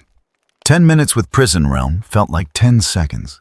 Madara held the cube in both hands, felt its weight. Not physical mass, conceptual density. Space folded so tight, it created its own gravity. The barrier technique crystallized into object form. Impossible geometry made manifest. His Sharingan dissected it. Layer by layer, outer shell cursed energy compressed until it became solid. Inner structure time dilation field. A pocket dimension where seconds outside became subjective eternities inside. The seal activated on proximity to strong cursed energy. Once triggered, escape was theoretically impossible. Theoretically, Madara found 3 structural weaknesses in 8 minutes. Spent the last 2 memorizing the barrier's resonance frequency. The specific way it channeled cursed energy to maintain internal stability. Time's up. Kenjaku extended his hand, patient, amused. Madara returned the cube. Adequate sample size. I can replicate the principles. I'm sure you can. Kenjaku pocketed Prison Realm. You're the type who sees a locked door and immediately starts designing better locks. Useful trait. Tedious personality. I don't need you to like me. Good. Because I don't. Kenjaku walked to the factory's edge, looked out over Sendai's industrial sprawl. I need you to be competent, to deliver what you promise. Everything else is negotiable. Madara joined him at the edge. Below the city glowed, millions of lives, each one generating cursed energy through simple existence. Fear, anger, disappointment. The background radiation of consciousness. Tell me about culling game, Madara said. Kenjaku smiled. Direct. I appreciate that. Most sorcerers dance around questions. Pretend they're not desperately curious. I don't have time for dancing. No, you don't. Kenjaku gestured at the city. Culling game is evolution through pressure. I've awakened thousands of civilians. Given them cursed techniques. Thrown them into designated colonies with simple rules. Kill or be killed. Earn points or die. Survive 19 days or your technique rips you apart from inside. Madara processed. You're weaponizing natural selection. I'm accelerating it. Jujutsu society stagnates. The same families, the same techniques, the same tired politics. Meanwhile, cursed energy saturation increases annually. More curses, stronger curses. But sorcerer development stays flat. The math doesn't work. Eventually, the curses win through attrition. So you force new sorcerers into existence. I create conditions where new techniques manifest. Where dormant potential activates, where humans evolve or die. Kenjaku turned, studied Madara's face. You disapprove. I'm indifferent to your methods. I care about infrastructure. Madara kept his voice level. You've created colonies, designated zones with modified barriers. That requires access to Tengen's network. It does. And Tengen allowed this. Kenjaku laughed. Sharp sound, like breaking glass. Tengen doesn't allow or disallow. Tengen maintains. As long as the network stays stable, Tengen doesn't interfere. I'm using the network within acceptable parameters, technically. Technically, the barriers around each colony connect to Tengen's infrastructure. But they're self-contained, isolated loops. I'm not corrupting the main system, just borrowing bandwidth. Kenjaku's smile widened. Yet, Madara understood. The game is preparation. You're building towards something larger, something that requires the entire network. Full marks! Kenjaku applauded, slow, mocking. Culling game generates cursed energy on unprecedented scale, concentrates it in specific locations. When the ritual completes, when enough players have died and enough energy has been collected, I'll trigger the next phase. Merger with Tengen. Merger, fusion, integration. I'll combine Tengen's consciousness with concentrated cursed energy from the game. Create a new entity, something that transcends current limitations. Opens doors to possibilities Jujutsu society can't imagine. Madara was quiet, calculating. You're trying to force evolution of cursed energy itself. Change the fundamental rules. Exactly. Kenjaku looked genuinely pleased. You understand. Most people hear merger and think I'm talking about power. But power is means. I'm after transformation. I want to see what comes next. What humanity becomes when cursed energy stops being side effect and starts being symbiosis. And you don't care how many die in the process. Would you? Kenjaku met his eyes. Thousands die annually from curses. Tens of thousands from curse-related incidents. Millions live in fear they can't name. The current system is a death sentence delivered slowly. I'm offering evolution. Yes, people die, but they're dying anyway. At least this way their deaths mean something. Madara said nothing, just looked at Kenjaku, really looked. Saw the truth behind the words. This man wasn't lying, wasn't justifying cruelty through philosophy. He genuinely believed he was improving humanity, saw himself as catalyst, necessary evil for necessary change. Wrong method, but correct diagnosis. We're not the same, Madara said quietly. You want evolution. I want elimination. You think humanity needs to change. I think it needs to rest. True, Kenjaku nodded. But we both need the same thing in the short term. Access to Tengen's network. Ability to broadcast through the barriers. Time to build without Jujutsu society interfering. So we cooperate. Until we don't. How long until merger? Depends on game progress. Months? Maybe a year. Players need time to accumulate points. Rules need time to force evolution. Can't rush genuine transformation. And in the meantime, I need you to be a useful distraction. Kenjaku pulled out a tablet, modern tech wrapped in talismans. Showed Madara a map. Tokyo. Red dots scattered across different wards. These are my assets.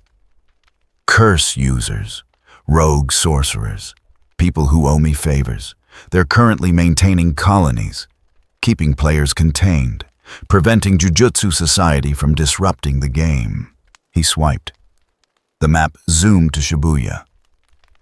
But here's where you come in. Jujutsu society knows I'm behind October 31st. They're hunting me. Slowly, carefully. Throwing resources at the problem, which is fine, expected. But inefficient for my purposes. You want me to draw their attention. I want you to become the bigger threat. Make them prioritize you over me. Give me breathing room to complete the game. Kenjaku smiled. And in exchange, I give you something you need. Access to Tengen. Madara's expression didn't change. Explain. Tengen resides in tombs of the Star Corridor.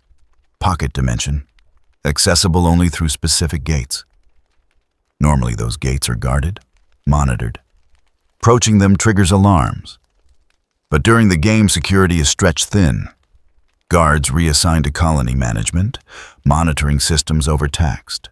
Kenjaku pulled up another screen, architectural diagram, complex. I can get you inside, give you 30 minutes. Enough time to study the network, understand how Tengen broadcasts through barriers. Learn what you need for your peace project, in exchange for being your distraction, in exchange for being yourself. You're already a threat, already attracting attention. I'm just asking you to be loud about it. Make them commit resources. Force them to respond to you instead of investigating me. Madara considered, weighed risks against benefits.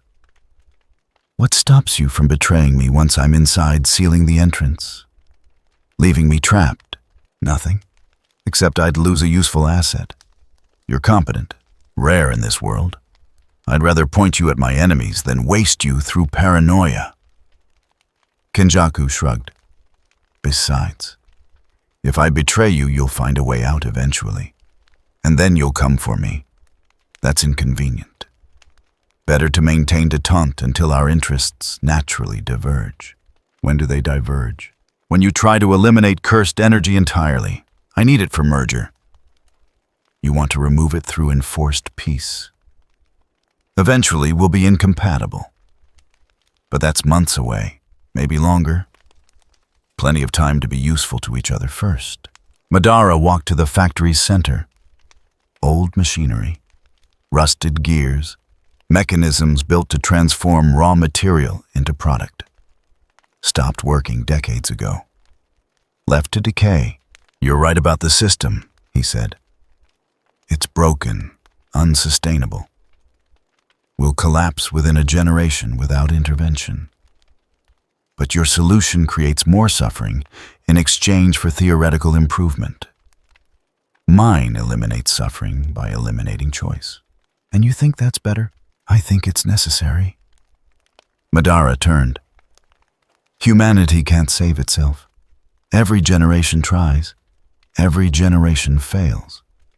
Because the solution requires giving up the thing they value most. Freedom, the right to choose suffering, the right to make mistakes that spawn monsters. So you'll make the choice for them. Someone has to. Kenjaku laughed. Genuine sound, almost warm. You know what I like you? You're honest about the horror. No pretense of democracy, no illusion of consent. Just, I know better, submit or be forced. Refreshing. I don't need you to like it. I need you to stay out of the way when the time comes. Deal, with one condition. Kenjaku walked closer, stopped 3 meters away. When you build your peace domain, when you broadcast it through Tengen's network, give me warning, 30 minutes. Enough time to seal my people away from the effect. I need them conscious for merger. Can't have them trapped in your dream. Madara nodded. Acceptable. You'll have warning. Then we have agreement. Kenjaku extended his hand. Not friendship, not trust, just transaction. I provide access to Tengen. You provide distraction for Jujutsu society. We both get what we need. We both stay out of each other's way. Until the math changes. Madara took the hand. Shook once. When do I access the tombs? 2 weeks. I'll send coordinates. You'll have 30-minute window. Use it wisely. They released, stepped back. 2 predators establishing temporary territory agreement. One more thing. Madara pulled a paper from his pocket. Folded, covered in diagrams. The delayed trigger technique I demonstrated. Here's the formula. Barrier penetration method. Timing calibration. Energy signature masking. Use it however you want. Kenjaku took the paper, unfolded it, read. His smile grew. This is elegant. Genuinely elegant. I can adapt this for at least 3 current projects. Consider it down payment. Proof I deliver. Appreciated. Kenjaku pocketed the paper. You'll get your access, and I'll make sure Jujutsu Society stays focused on you. Shouldn't be hard. They're already terrified. Good. Terror makes people predictable. It does. Kenjaku walked toward the factory's exit, stopped at the door. Question. Your peace domain, when you broadcast it. Do you actually believe people will thank you, that they'll wake up one day and realize you saved them? No. Madara's voice was flat. They'll hate me, curse my name, spend generations trying to break free. But they'll be alive to do it. And they won't be creating curses while they hate. That's sufficient. Grim calculus. Necessary one. Kenjaku nodded, respect in the gesture. We're going to destroy each other eventually. You know that. I know. Looking forward to it. Kenjaku left, footsteps echoing in the empty factory, gone in seconds. Madara stood alone. Factory quiet except for wind through broken windows. He'd just made a deal with someone who'd orchestrated Shibuya. Someone who'd killed thousands to advance an experiment. Someone who'd probably betray him the moment it became convenient. Perfect alliance. Both sides honest about the betrayal, both sides planning for it. Both sides getting what they needed in the meantime. He examined his hands. The same hands that had held Prison Realm. That had felt its structure, its possibility. 2 weeks until he accessed Tenjin. 2 weeks to prepare. 2 weeks to start building the infrastructure for Moon Domain. But first, he needed to become the threat Kenjaku needed him to be. Needed to make Jujutsu Society commit resources. Force them to respond. Give Kenjaku his distraction. Madara pulled out his phone. Disposable. Bought this morning. Dialed a number he'd memorized from the stolen database. Jujutsu High Tokyo, mainline. 3 rings, then a voice. Young, female, professional. Tokyo Jujutsu Technical College. How may I direct your call? I need to speak with someone in administration regarding the vault incident. Brief pause. May I ask who's calling? Uchiha Madara, the person who walked through your vault 3 weeks ago. Tell them I'm offering information about Shibuya, about what's coming next, about how to actually solve their curse problem instead of managing symptoms. Longer pause. He could hear her breathing. Shallow, rapid. Please hold. Madara waited. Counted seconds. 23 before someone else picked up. This is Principal Yaga. Older voice, tired, suspicious. If this is a prank, it's not. I'm the vault breach. I can prove it. The containment chamber had 3 layers of barrier cloth. Lead-lined case. Environmental sensors failed at 0200 when frost spread in spiderweb patterns. I left a message carved in frozen concrete. Peace through controlled dreams. Suffering through chaotic freedom. Choose. Silence. Then, what do you want? To make an offer. You send someone to meet me. Someone with authority. Someone who can actually make decisions. I tell them everything. How cursed energy really works. Why your system is failing. What's going to happen when culling game reaches critical mass. And how to prevent it. In exchange for what? Nothing. I'm offering information freely. Because your society is going to collapse within months if you don't understand what you're facing. And I need you functional. For now. Why would you help us? I'm not helping. I'm managing variables. You're a variable I need controlled. Madara kept his voice level. Send someone tomorrow. Noon. Shibuya Ward. The old metro access tunnel where you found the Nguyen Nyan. Come alone. No traps. No backup waiting in ambush. Just conversation. And if we don't, then you learn everything the hard way. Through casualties, through failure, through watching your students die because you didn't understand the game being played. Madara paused.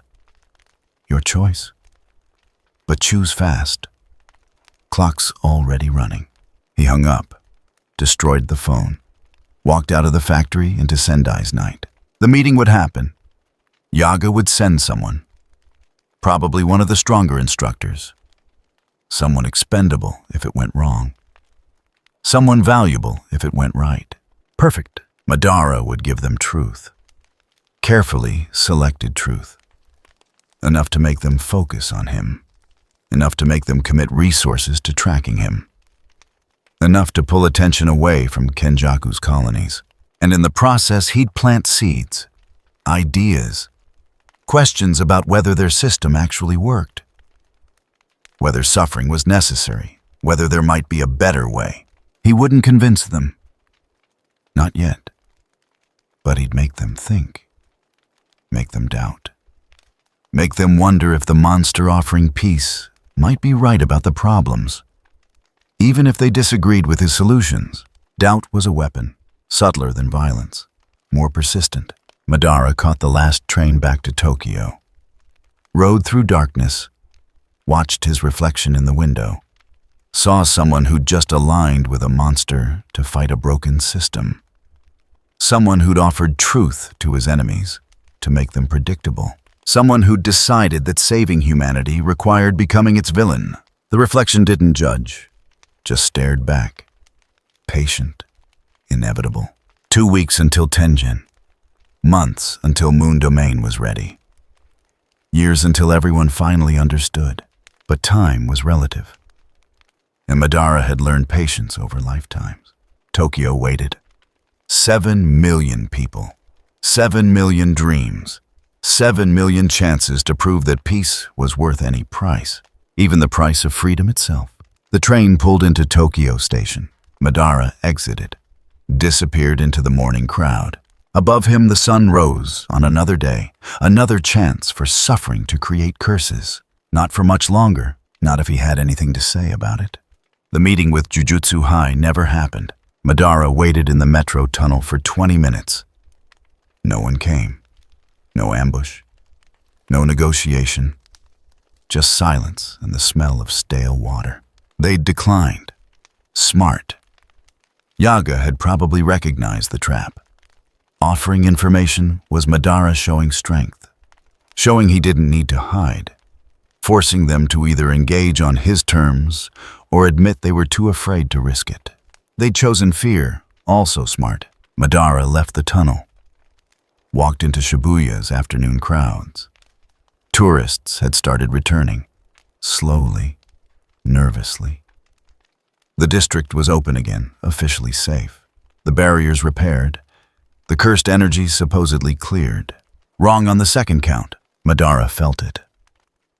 The residual trauma. Still thick in the air 3 months after October 31st. Fear had soaked into the concrete. Grief stained the streets. Every building held echoes of people who died badly. The kind of death that left marks. Perfect conditions for a test. He found an abandoned office building. 10 stories. Used to house a marketing firm. Everyone quit after Shibuya. Nobody wanted to work where colleagues had been crushed by falling debris. The building stood empty, windows dark, for lease sign out front. Madara broke the lock, entered, climbed to the 5th floor, found a conference room with good sight lines, windows overlooking the street, space for what he needed. He sat cross-legged on the floor, centered himself.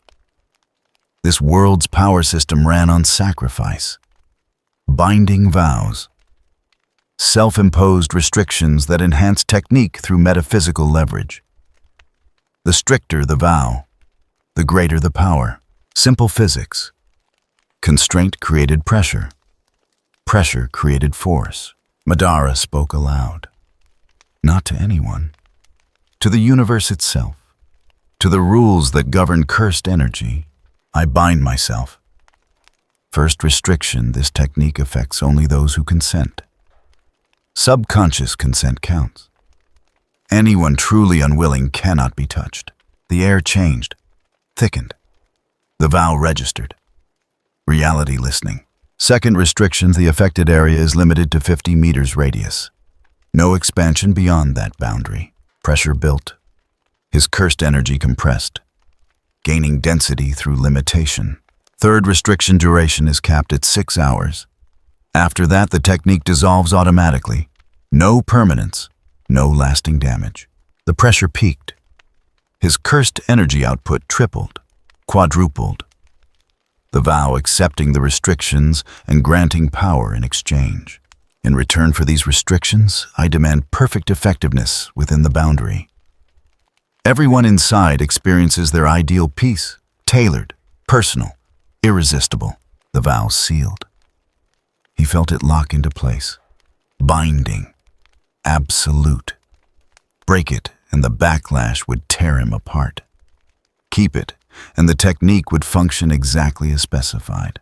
Madara opened his eyes, raised both hands, and created his first domain expansion. Moon domain, peaceful sleep. The barrier formed. Invisible sphere. 50 meters from his position. No walls, no visual markers. Just a boundary where physics changed. Where his technique became law. Inside the boundary, cursed energy inverted. Instead of feeding on negative emotion, it soothed. Calmed. Showed people what they needed to see. A salaryman walking past the building stopped. Blinked. His shoulders relaxed. The chronic tension he'd carried since Shibuya melted. He smiled. Actually smiled. Then kept walking. Slower. Lighter. Like weight had lifted. A mother with a stroller entered the boundary. The baby stopped crying. The mother's exhausted expression softened. She looked at her child with something approaching joy instead of desperate endurance. A homeless man sleeping in a doorway shifted. His nightmares changed. Whatever he was running from in his dreams stopped chasing. He settled deeper into sleep. Peaceful. Safe. Madara watched from the 5th floor. Monitored the effect. Analyzed. The technique worked. But crudely. Like a blunt instrument. It removed fear without replacing it with anything specific. Just gave people absence of suffering. Blank contentment. Not enough. He needed precision. Needed to tailor the piece to individual psychology. Show them their specific dream. The one thing that would make them want to stay inside his technique forever. He adjusted. Poured more cursed energy into the domain. Refined the technique. Made it adaptive. Responsive. The salaryman stopped walking. Stood still. His eyes glazed slightly. In his mind, he was home. His children running to greet him. His wife smiling. No overtime, no crushing deadlines. Just family. Present. Real. Perfect. The mother saw her baby healthy. Growing. Thriving. No more financial stress. No more wondering if she was good enough. Just unconditional love reflected back at her. The homeless man dreamed of his old apartment. Before the debt. Before the divorce. Before Shibuya made everything worse. Dreamed of warm meals and clean sheets, and tomorrow not being terrible. Perfect. Madara held the domain for 3 hours. Watched people enter and exit the boundary. Studied their reactions. Nobody panicked. Nobody ran. They just experienced peace and continued their day. Calmer, happier, functional. The technique left no visible trace. No injuries, no trauma. Just people who felt slightly better than they had before. Who slept easier that night.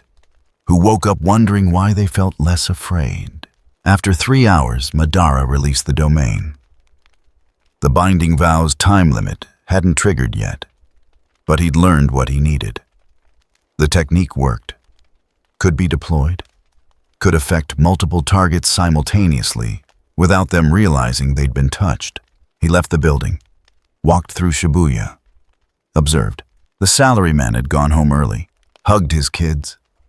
His wife was confused but pleased. He couldn't explain why he felt compelled to leave work. Just knew he needed to be with family. The mother had stopped at a park. Let the baby play. Didn't check her phone constantly. Didn't calculate how many minutes until the next feeding. Just existed with her child. The homeless man was still asleep, still dreaming. When he woke, he'd go to a shelter he'd been avoiding. Take the offered help. Something in the dream had reminded him he deserved better than the street. Small changes, subtle, but real. Madara felt the cost. His cursed energy was down to 40%. 3 hours of domain expansion even restricted burned reserves fast. He needed better efficiency, needed to tap external power sources, needed Tengen's network to supply the energy instead of his own reserves. But the prototype worked. Proof of concept established. He found another internet cafe. Different one from last week. Logged into a secure terminal. Sent a message to Kenjaku's encrypted channel. Test successful. Prototype functional. Ready for next phase. Reply came in 10 minutes. Impressive speed. Tombs of the Star Corridor access confirmed for 6 days from now. Coordinates attached. Don't be late. And Madara Jujjutsu Society is mobilizing. Yaga briefed the higher-ups about your call. They're treating you as special grade threat. Multiple teams being assembled. Thought you should know.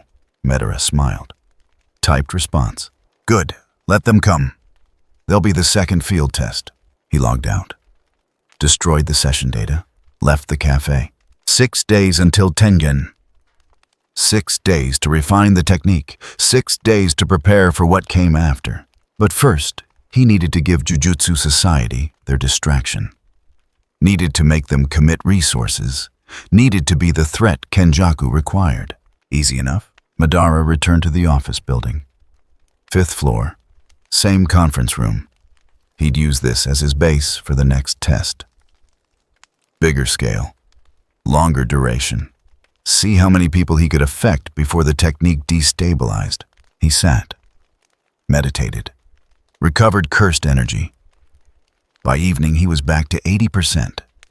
Not full capacity, but sufficient. At midnight, when Shibuya's streets were empty except for night shift workers and insomniacs, Madara deployed Moon Domain again. Same restrictions, same binding vow. But this time he pushed the boundary. Not physically, conceptually. Made the piece more seductive, more personal, more perfect. A night janitor entered the boundary. Stopped cleaning, sat down on a bench, closed his eyes. In his mind, his mother was alive again. Terminal cancer had never happened. She was teaching him to cook. Her recipe for miso soup. The one he could never replicate. A taxi driver circling for fares slowed, pulled over, rested his head against the steering wheel. Dreamed of winning the lottery.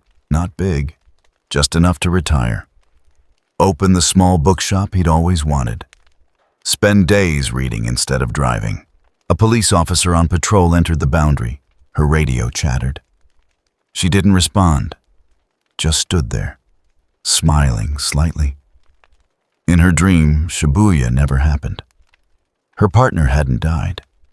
They were sharing coffee and complaining about paperwork like always. Madara held the domain until dawn. 6 hours. The binding vow's limit. When it dissolved, everyone inside blinked. Confused. Disoriented. They'd lost time. Didn't understand why. But they felt rested. Calm. Like they'd slept peacefully for the first time in months. The janitor finished his shift and went home. Called his sister. Told her he loved her. Hadn't done that in years. The taxi driver applied for a business loan that afternoon. Started seriously planning his bookshop. The dream had felt real enough to make him believe it was possible. The police officer requested a transfer. Couldn't work in Shibuya anymore. Too many ghosts. But she didn't feel angry about it, just ready to move on.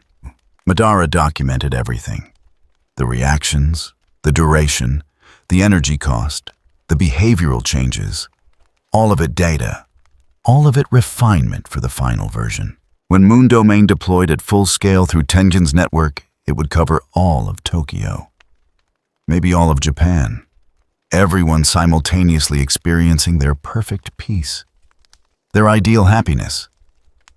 And unlike the prototype, it wouldn't dissolve after 6 hours. It would be permanent, inescapable, perfect.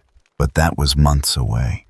First Tenjin, first understanding the network, first surviving whatever Jujjutsu society threw at him. Madara left the office building, walked into morning sunlight. Shibuya waking up, people going to work, living their lives, generating cursed energy through simple existence. Soon he'd give them something better, something that didn't require suffering to function, something that made curses impossible. They'd hate him for it. He knew that, accepted it. Humanity always hated its saviors, always preferred the devil they knew to the angel they didn't trust. But hate was better than fear, better than grief, better than the slow grinding horror of a world where nightmares became real. Madara disappeared into the crowd. Just another face, another stranger, nobody's enemy, nobody's friend, just someone who'd decided peace was worth any price, even the price of being right. They found him on the third day. 4 sorcerers, grade 1, led by a woman named Mei Mei, silver hair, cold eyes, the kind of person who treated combat like accounting, efficient, professional, expensive. She stood outside the office building at noon, spoke into a radio. Target confirmed, 5th floor. Domain is active. Civilian count inside boundary approximately 40. The response crackled. Rules of engagement. Evacuate civilians. Neutralize domain. Capture if possible. Kill if necessary. She switched off the radio, looked at her team. Standard breach. I go first. You follow at 30-second intervals. Don't bunch up. Don't assume the domain works like others you've seen. They entered. Madara felt them immediately. 4 sources of cursed energy. Trained, coordinated, moving through the building like they'd done this before. He didn't move from his meditation position, just waited. Mei Mei reached the 5th floor first, stepped into the conference room, saw Madara sitting cross-legged, eyes closed, breathing steady. Uchiha Madara, she said. You're under arrest for unauthorized domain expansion assault on Jujutsu personnel and crimes against civilians. Madara opened his eyes. What crime? Everyone in my domain is experiencing peace. No injuries, no trauma, just relief from suffering they didn't choose to have. They didn't choose your peace either. No one chooses to be born into a world where their negative emotions spawn monsters. I'm correcting an involuntary condition with another involuntary condition. The difference is mine doesn't kill them. Mei Mei drew a talisman. I'm not here to debate philosophy. Dispel the domain, now. No. She activated her technique. Cursed energy surged. Her crows manifested. Dozens of them. Black wings and razor beaks. They filled the room like a swarm. Madara didn't flinch. Tell me something. How many civilians have you saved this year? The crows attacked. He dissolved into shadow. Substitution technique adapted for cursed energy. The crows tore through empty air. How many curse victims? His voice came from behind her. How many families destroyed because Jujutsu society treats symptoms instead of disease? Mei Mei spun. Through 3 more talismans, they exploded into barriers, trying to contain him, box him in. He walked through them, literally through. His cursed energy phasing out of sync with the barrier's frequency. Your system requires suffering. Mine eliminates it. Which one sounds criminal? Yours removes choice. Choice to suffer, yes, I'm eliminating that. You're welcome. The other 3 sorcerers arrived, surrounded him. Techniques ready. Last warning, Mei Mei said. Dispel the domain, or what you'll break it, force it to collapse. Madara smiled, not warmly. Try. See what happens. One of the sorcerers moved without waiting for orders. Young. A aggressive, slammed cursed energy into the domain's boundary, trying to shatter it through brute force. The domain cracked, not breaking, fracturing like glass under pressure, and the cursed energy inside inverted. Everyone in the boundary felt it simultaneously. The piece twisted, became pressure. The perfect dreams compressing into nightmares. All that soothed suffering returning at once, amplified. The janitor from last night screamed, clutched his head, his mother's face rotting in his mind. Cancer accelerated. Dying in seconds instead of months, the taxi driver collapsed on the street. His bookshop burning, all his hopes incinerated. The disappointment of permanent failure crushing his chest. The police officer fell to her knees. Watched her partner die again. Watched Shibuya happen again. Every corpse she documented replaying on loop. 40 people, experiencing their worst fears, all at once. Because someone had tried to break the technique that was protecting them from those fears. Madara stopped the sorcerer with one hand, gripped his wrist. Stop, now, or you'll kill everyone inside. The young sorcerer froze, felt it. The backlash building, the cursed energy ready to detonate. The domain isn't a cage, Madara said quietly. It's a dam. It's holding back all the fear and grief saturating Shibuya. Break the dam, and that energy floods back, instantly, violently. Everyone inside will experience concentrated trauma. Most won't survive the psychological shock. Mimi's expression didn't change. But her technique withdrew. Crows dissipating. You built a trap. I built a treatment. You tried to sabotage it. Madara released the young sorcerer, stepped back. The binding vow governing this domain includes automatic backlash protection. If the technique is forcibly disrupted, all suppressed cursed energy returns to its sources. It's not weaponized. It's physics. Energy doesn't disappear. It just changes location. So we can't break it without killing everyone inside. Correct. And you know this was going to happen. You wanted us to try. I wanted you to understand the stakes. Madara gestured at the windows, at Shibuya beyond. This prototype covers 50 meters, affects 40 people. Imagine the same technique scaled to the entire city. 7 million people experiencing peace. Then imagine what happens if someone tries to break it. Silence. The kind that comes after understanding arrives. You're holding Tokyo hostage, Mei said. I'm offering Tokyo's salvation. But yes, if you try to stop me, people die. That's not threat. That's consequence. The cursed energy is already there, already toxic. I'm just containing it. Remove the container and it spills. One of the other sorcerers spoke. Older man, scarred hands. There has to be a way to dispel it safely. There is. I dispel it. Gradually. Releasing the suppressed energy in controlled amounts over time. Nobody gets hurt. Everyone wakes up confused but fine, like the past 3 days. And if we kill you, the domain collapses instantly. Full backlash. 40 deaths. Maybe more. The cursed energy won't dissipate. It'll manifest as curses. Probably special grade, born from concentrated trauma. Congratulations. You've created the very problem you're trying to prevent. Mime studied him. Really looked. You've thought this through. I've spent lifetimes thinking this through. Your society tries to solve cursed energy through violence. I solve it through containment. Your way creates more suffering.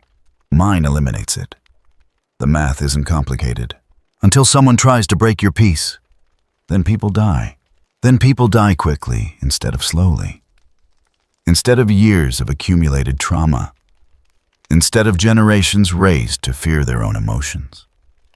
They get one sharp moment and then nothing. Still better than the alternative. Mime lowered her talismans. Not surrender, calculation. I need to report this. They'll send more teams, stronger sorcerers. Eventually someone will figure out how to break your domain safely, maybe. Or maybe they'll realize I'm right. That fighting me costs more than cooperating. Madara walked to the window. Leave. Take your team. Tell headquarters exactly what happened. Tell them I'm not their enemy. I'm their replacement. The system that actually works. They won't accept that. Then they'll keep sending sorcerers, and I'll keep demonstrating why I'm necessary. He turned, met her eyes. How many need to see the backlash before you all understand? How many civilians need to almost die before you realize I'm preventing something worse? Maimei was quiet for 3 seconds. Then, you're insane. I'm correct. There's a difference. She left, took her team, descended the stairs. On the street, she made the call. Mission failed. Target is holding civilians in a hostage scenario. Any attempt to break the domain triggers mass casualties. Recommend strategic withdrawal and consultation with experts. The response was immediate. Angry, she ignored it.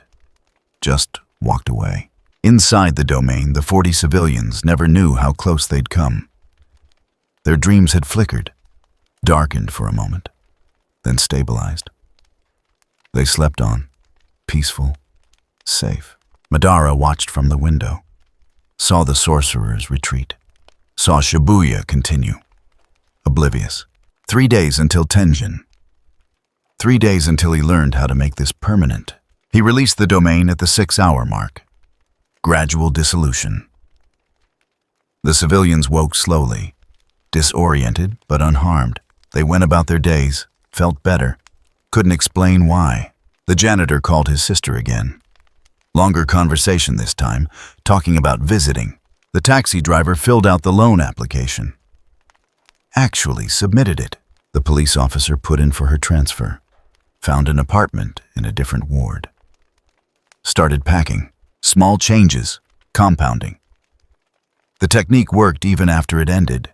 Left impressions, suggestions, people wanting to pursue the happiness they'd glimpsed. That night, Madara found a new location. Different building, same technique, more test subjects.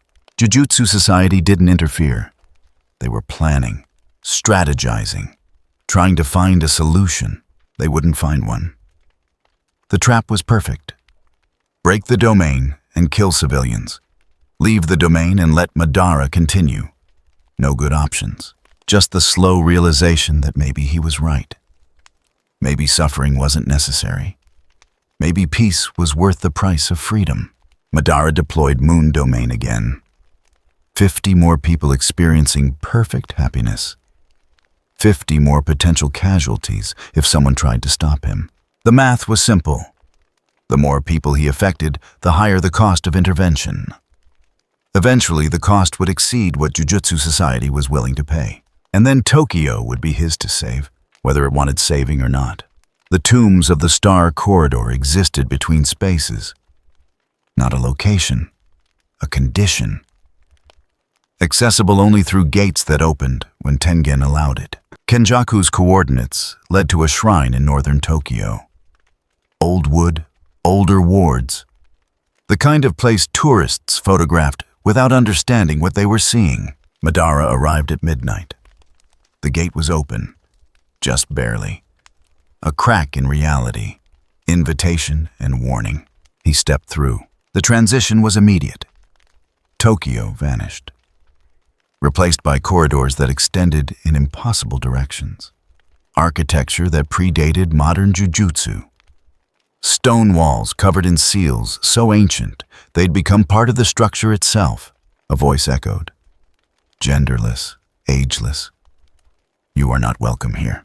Tengen. Madara didn't stop walking. Kenjaku gave me 30 minutes. I'm taking 20. Kenjaku does not speak for me, but you haven't expelled me. Which means you're curious. Madara turned a corner. Found himself in a chamber that shouldn't exist. Spherical room. No gravity. Floating in void. You want to know what I'll do with the knowledge? Tenjin manifested. Not human, not curse. Something between. Eyes that had seen centuries. Form that shifted when looked at directly. I know what you intend, Tenjin said. You wish to study my network. Repurpose it. Broadcast your peace through my barriers. Force humanity into contentment. Yes, why tell me why not simply steal the knowledge? Because you're going to help me. Madara met those ancient eyes. Not willingly, not deliberately, but you'll help because the alternative is worse. Explain. Kenjaku plans to merge with you, force evolution of cursed energy itself. That process will destabilize your network. Collapse barriers across Japan. Millions exposed to curses without protection. Chaos. Death. Your centuries of work destroyed. Tengen was silent. I offer alternative, Madara continued. I use your network intact. No corruption, no destabilization, just repurposing. The barriers continue functioning, people stay protected. They just experience peace instead of fear while protected. You offer slavery disguised as safety. I offer survival. Kenjaku offers annihilation. Choose. Tengen's form flickered. You assume I care about humanity. I assume you care about your purpose. Maintaining the barriers, protecting Jujutsu Society's foundations. That purpose survives under my plan, dies under Kenjaku's. And if I refuse, both seal these corridors, prevent all access, then Kenjaku finds another way. He's had centuries to prepare. He doesn't need your cooperation, just your existence. And I've already learned enough to replicate your barrier techniques. So your refusal accomplishes nothing except ensuring you have no influence over the outcome. Tengen laughed. Sound like grinding stone. You are honest about your monstrosity. That is rare. I'm practical about necessity. That is rarer. Follow. Tengen moved. Not walking, just transitioning. Madara followed.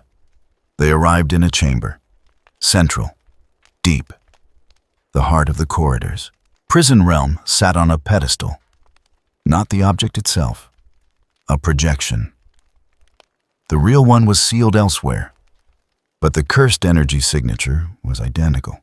10 minutes, Tengen said. Study it. Learn what you came for. But know this. When your peace broadcasts through my network, I will remember. And when you eventually fail, when humanity tears itself apart, trying to escape your dream, I will be here. Unchanged. Eternal.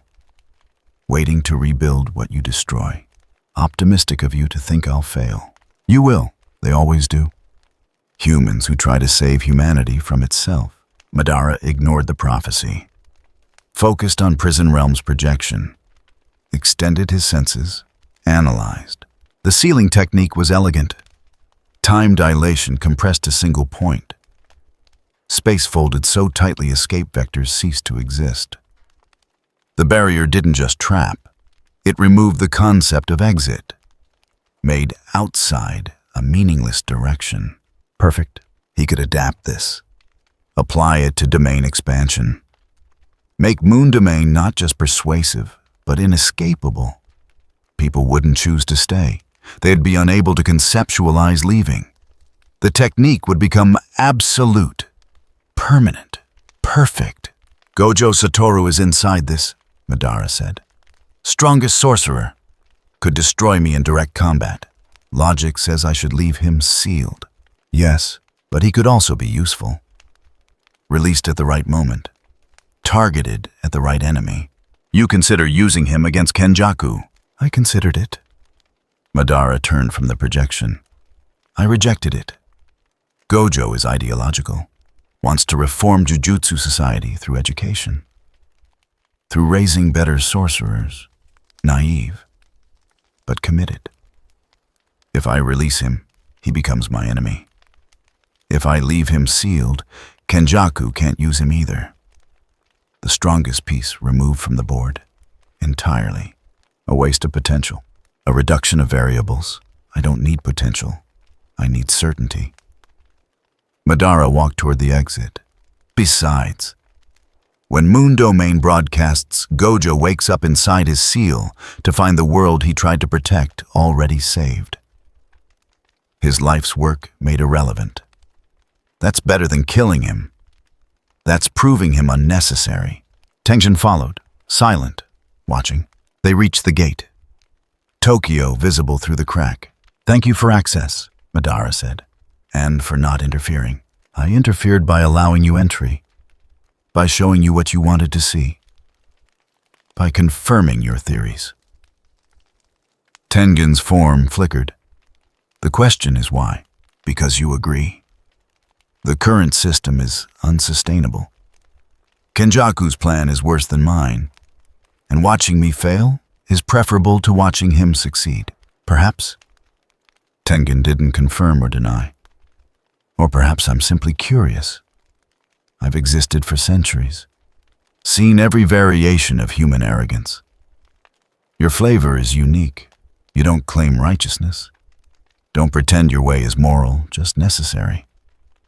That honesty is almost refreshing. Is that approval? That's observation.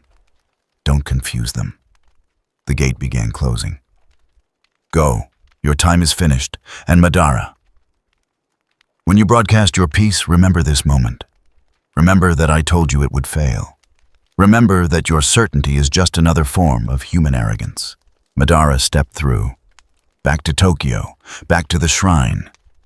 The gate sealed behind him. He stood in silence, processed. Tenjin had given him everything he needed. The network's architecture, prison realm's mechanics, confirmation that non-interference was possible, and a warning, they always do. Madara walked from the shrine. Dawn approaching. Tokyo waking. Another day. Another opportunity to refine the technique. His phone buzzed. "Kenjaku, learn what you needed." "Yes." "Good. Your distraction is working. 3 separate teams investigating your domain deployments. Higher-ups debating strategy. Very effective. Keep it up." Madara deleted the message, continued walking. 6 more days of testing. 6 more deployments of Moon Domain. Building database, refining technique, making it perfect. Then the real work began. Accessing Tengen's network, uploading his technique, broadcasting peace to Tokyo. But first, one more variable to address. One more potential problem. Yuji Itadori, Sukuna's vessel. The boy who embodied everything Madara was trying to eliminate. Suffering accepted, sacrifice embraced. Walking toward death because he believed guilt required punishment. Wrong philosophy. Dangerous philosophy. Philosophy that perpetuated the cycle. Time to show him the alternative. Time to offer the dream of a world where nobody had to die for others. Where sacrifice was obsolete. Where guilt was impossible because suffering itself was impossible. Madara made a call. Untraceable number. Reached a contact in Jujutsu High's administration. Someone who owed Kenjaku favors. Someone who could provide student schedules. "I need to know where Yuji Itadori will be tomorrow.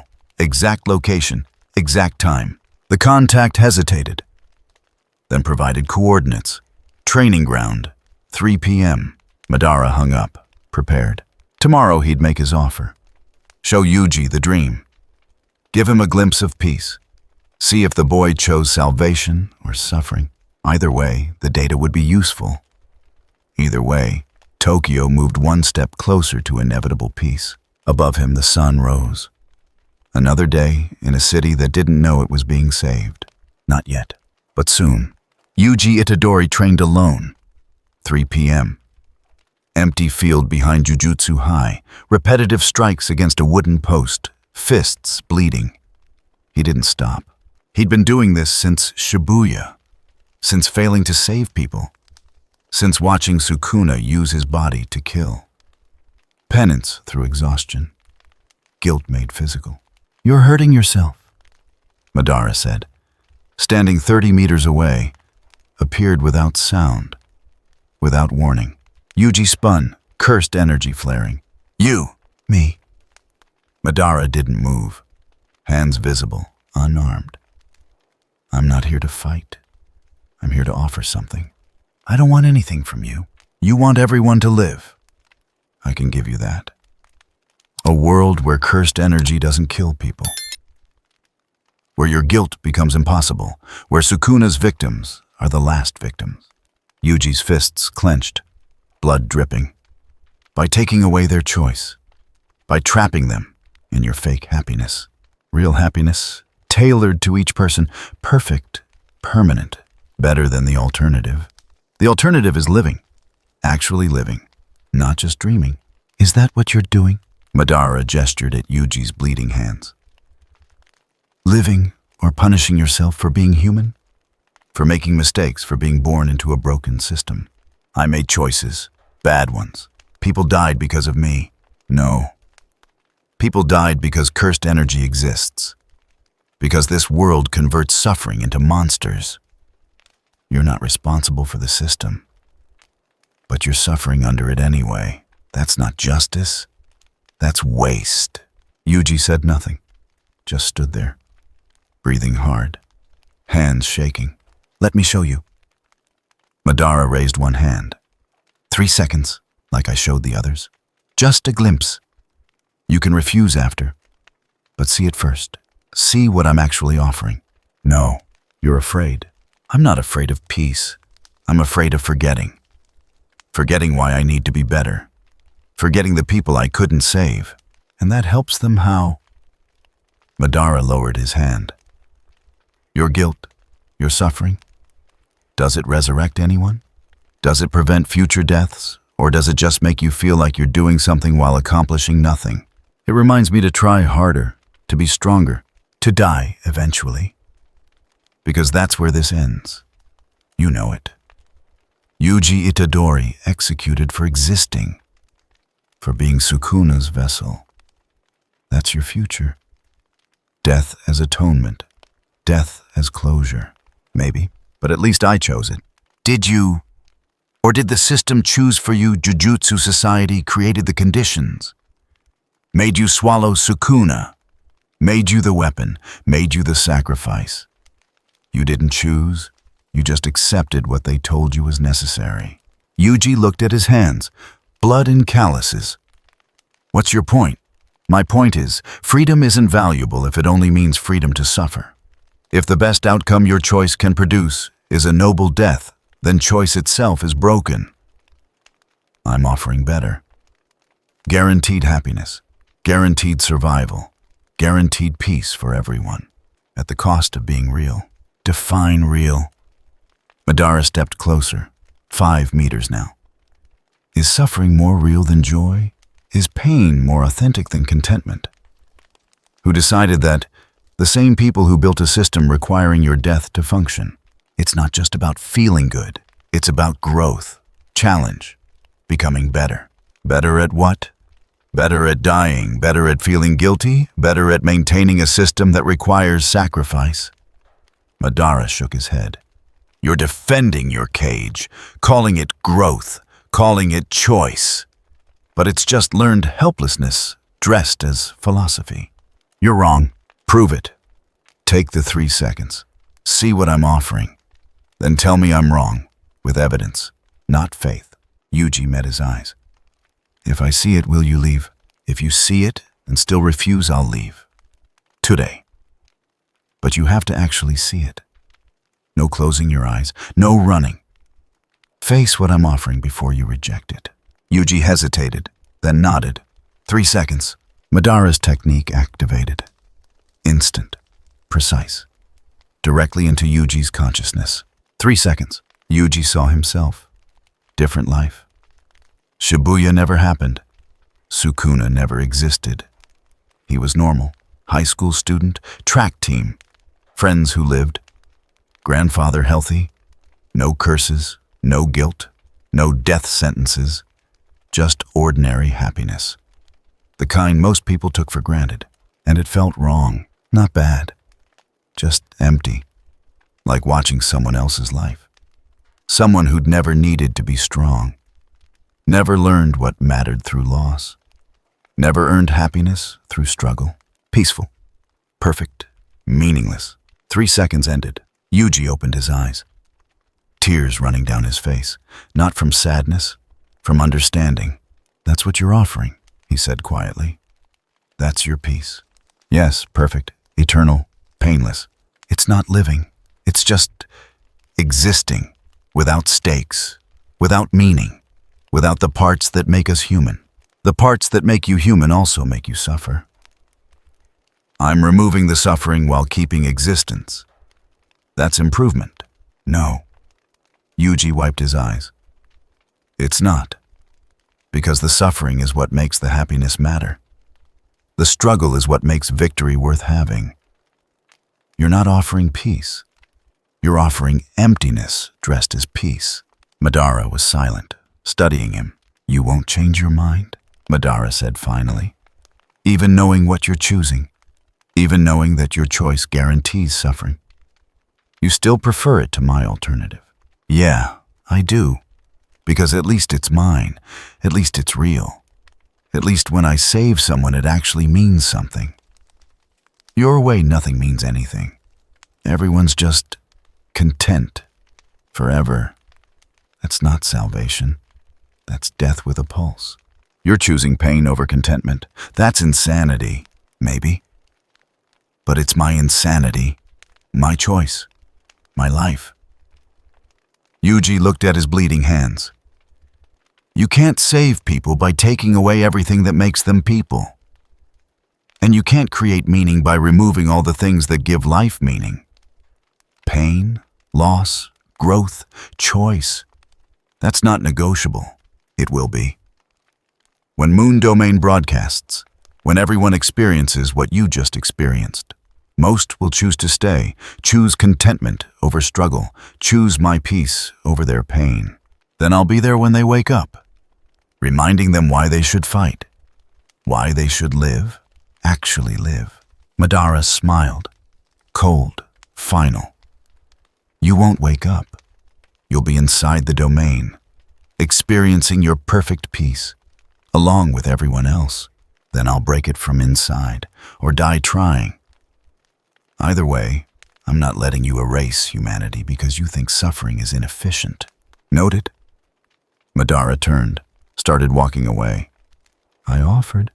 You refused. That's your choice. Respect it even as I override it. Wait. Yuji's voice, sharp. What about Sukuna? Madara stopped, didn't turn. What about him? Your domain. You think it'll work on him? The King of Curses, you think he'll just sleep peacefully in your fake dream? No, Sukuna will resist. He always does. That's why he's useful. A test case. A variable that proves my technique's limits. And when he breaks free, when he wakes up in a world where everyone else is trapped, what then? Then I deal with him, permanently, using methods I learned in this world. Your domain expansion, your prison realm, your own techniques turned into his cage. You're going to seal him. I'm going to remove him, one way or another. He's the chaos principle, the embodiment of suffering as virtue. Can't have that contaminating the peace. Yuji was quiet for 3 seconds. Then, if you try to seal him while he's in my body, you'll die. Yes, collateral damage, acceptable cost for global peace. So you're going to kill me anyway. I'm going to make your death meaningful. Unlike Jujjutsu society, which plans to execute you and learn nothing from it. At least my way, your sacrifice actually saves people. By murdering me for convenience. By prioritizing 7 million over 1. That's not murder. That's mathematics. Madara resumed walking. Goodbye, Yuji Itadori. Enjoy your remaining time. Choose to suffer. Choose to struggle. Choose to die for principles. I'll make sure your death accomplishes something. He left, disappeared into late afternoon shadows. Yuji stood alone. Training field empty, hands still bleeding. But something had changed. Clarity, understanding. Madara wasn't lying. Wasn't evil. Just wrong. Wrong about what humanity needed. Wrong about what made life worth living. Wrong about whether peace without choice was actually peace. And Yuji would stop him, somehow, some way. He returned to training, harder, faster, because now he knew what he was fighting for. Not survival, not redemption, not even justice. Just the right to choose suffering. The right to grow through pain. The right to be human instead of content.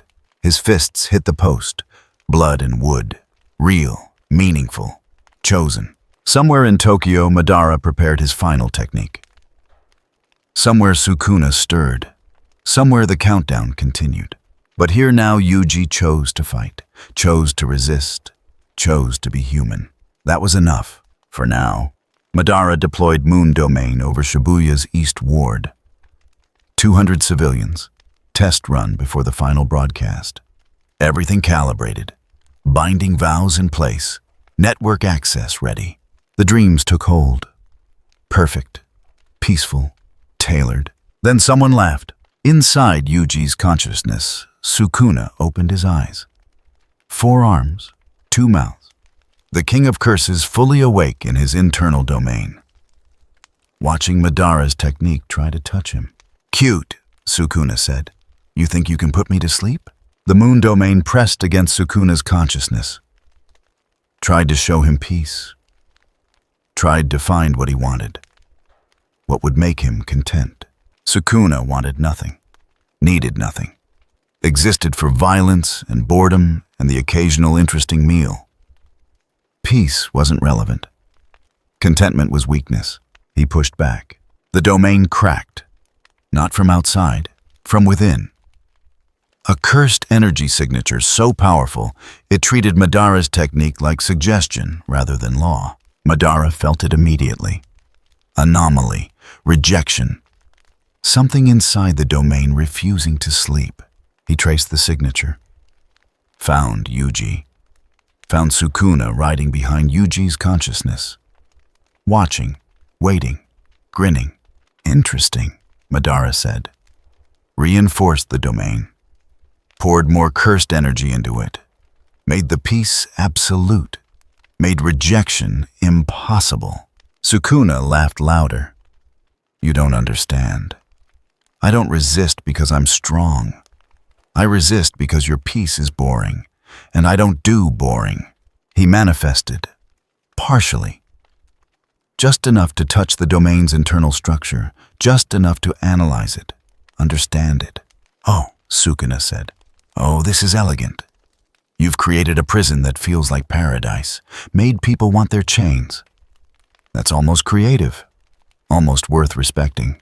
He gripped the domain's framework. Cursed energy surging. But here's the problem. I've existed for 1,000 years. I've seen every cage, every trick, every attempt to contain me. And they all have the same weakness. He pulled. The domain shuddered. They all assume I want to escape. That I'm trying to break free. But I'm not trying to escape Uchiha. I'm trying to break the toy, see what's inside. The domain fractured. Not collapsing. Just opening. Sukuna examining its internal logic like surgeon with a scalpel, finding weak points, exploiting them. Not to free himself, but because destruction was entertainment. Madara felt the civilians waking, panicking. The dream ending too fast, backlash building. Not Sukuna's problem, just collateral damage. He made a decision. Release the domain. Controlled dissolution. Civilians waking confused but alive. No backlash, no casualties. But also no proof of concept, no demonstration. Just failure. Sukuna settled back into Yuji's consciousness. That was fun. Do it again sometime. I'll break it faster next time. Good practice. Madara stood in empty Shibuya Street. Dawn approaching. His most refined technique. Shattered by someone who didn't even care enough to properly fight it. He'd encountered something his peace couldn't touch. Something that didn't want anything. Didn't need anything. Just existed as pure negation. Chaos as philosophy. The math had changed. Original plan broadcast, Moon Domain. Cover Tokyo. Let people choose imprisonment over freedom. Slowly expand until all of Japan slept peacefully. New reality Sukuna would wake, would break the domain, would enjoy the destruction. And then Tokyo died. Not from Madara's technique, from Sukuna's boredom. Solution required. Fast. Madara made a call.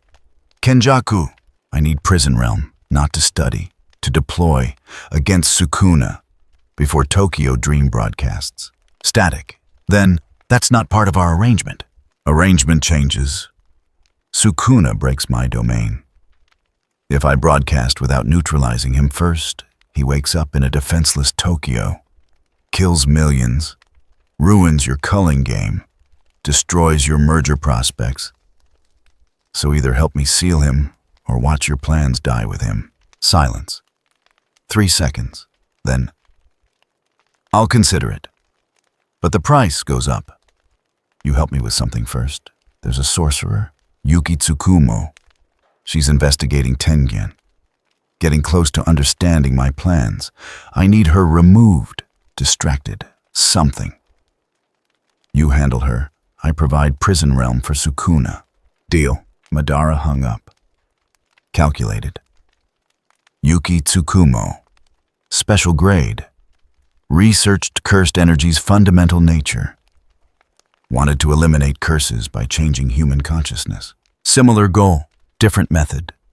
She believed humans could evolve past cursed energy. Madara believed they needed to be controlled past it. Meeting her would be interesting. Negotiating would be impossible. But distraction was achievable. He'd give Kenjaku his distraction. Get prison realm. Seal Sukuna before the final broadcast. Everything's still working. Just slower. More complicated. Madara walked through empty Shibuya, watching sunrise, thinking. Sukuna had taught him something. His peace wasn't universal. Couldn't touch certain types of consciousness. Pure chaos. Pure negation. Things that existed without wanting, without needing, without caring. Problem. But solvable. Those consciousnesses were rare. Most humans wanted something, needed something. Could be given dreams that made resistance impossible. Seal the exceptions. Save the majority. Acceptable mathematics.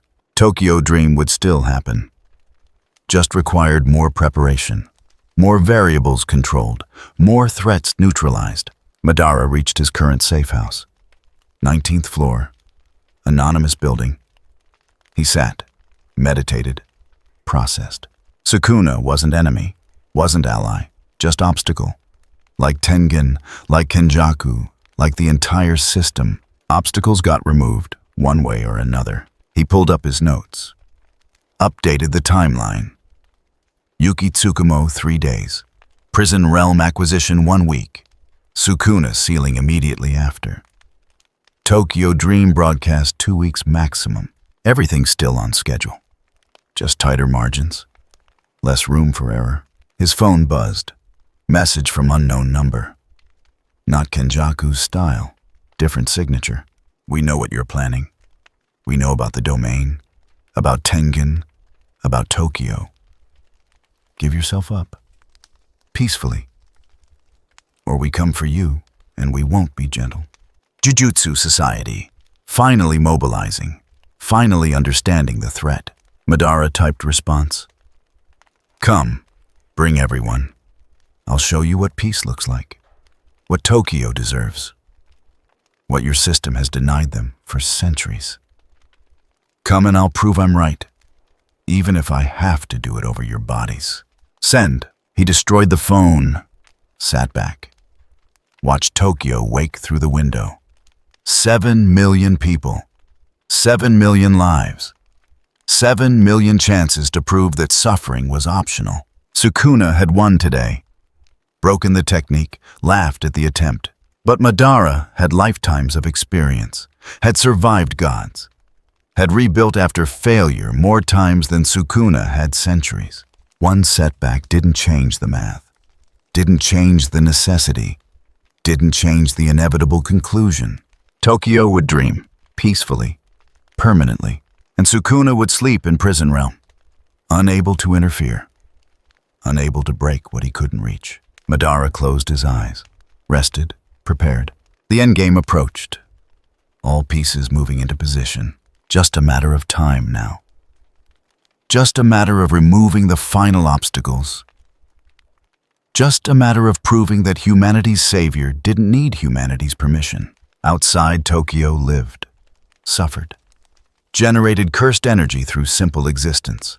Not for much longer. Soon everyone would understand, would thank him, would realize that peace without choice was still better than freedom with suffering. Even if they hated him for it, especially if they hated him for it. Hate was proof they were alive to hate. And alive was better than dead. That was mercy. That was mathematics. That was truth. Everything else was just details. The barrier node was beneath Tokyo Station. Old architecture, pre-war foundations, part of Tengen's network since before the city had its current name. Madara found it at midnight. Kenjaku was already there, prison realm in hand. Yuki Tsukumo is handled, Madara said. Distracted, investigating false leads in Kyoto. You have 3 days before she realizes the misdirection. Adequate? Kenjaku tossed prison realm. Madara caught it. Your turn. Seal Sukuna. Remove the variable. Then we implement Tokyo Dream on schedule. No. Kenjaku tilted his head. Explain. You'll trigger merger the moment I broadcast. Use the concentrated cursed energy from my domain. Hijack Tengen's network while I'm maintaining the technique. Steal my infrastructure. I've run the scenarios. That's your play. Clever, also correct. Kenjaku smiled. So what's your counter? I deploy first, now, tonight, before Sukuna is sealed. Smaller scale, just this district. Proof the technique works. Lock down one barrier node. Make it mine before you can claim it. And I let you because you're curious. Because you want to see if it actually works. Because watching me succeed or fail tells you what to expect when you try your merger. Madara walked toward the barrier node. And because if you stop me now, you never get the data. Kenjaku laughed. You're right. I am curious. Proceed. Show me your piece. Madara knelt, placed hands on the barrier node. Felt Tengen's network. Massive, ancient, connections spanning all of Japan. He isolated one strand. This node, this district, 2,000 people. He poured cursed energy into it, carefully, precisely. Uploaded moon domain structure into the barrier framework. Made the network carry his technique instead of just protection. The district fell asleep. Simultaneously. Perfect synchronization. 2,000 people experiencing their ideal peace. Dreams so perfect they'd never want to wake. Kenjaku watched. Elegant. Truly elegant. You've weaponized comfort. I've deployed salvation. Same thing. Kenjaku stepped closer. But here's your problem. You're maintaining this personally, using your cursed energy to keep the technique stable. The moment you stop it, collapses, and you can't maintain it forever. I'll have Tengen's network supplement my energy once I access the full system. You won't. Kenjaku's technique activated. Cursed spirit manipulation. Dozens of curses manifesting. Because I'm taking the node, now, while you're distracted maintaining the district dream. Madara moved.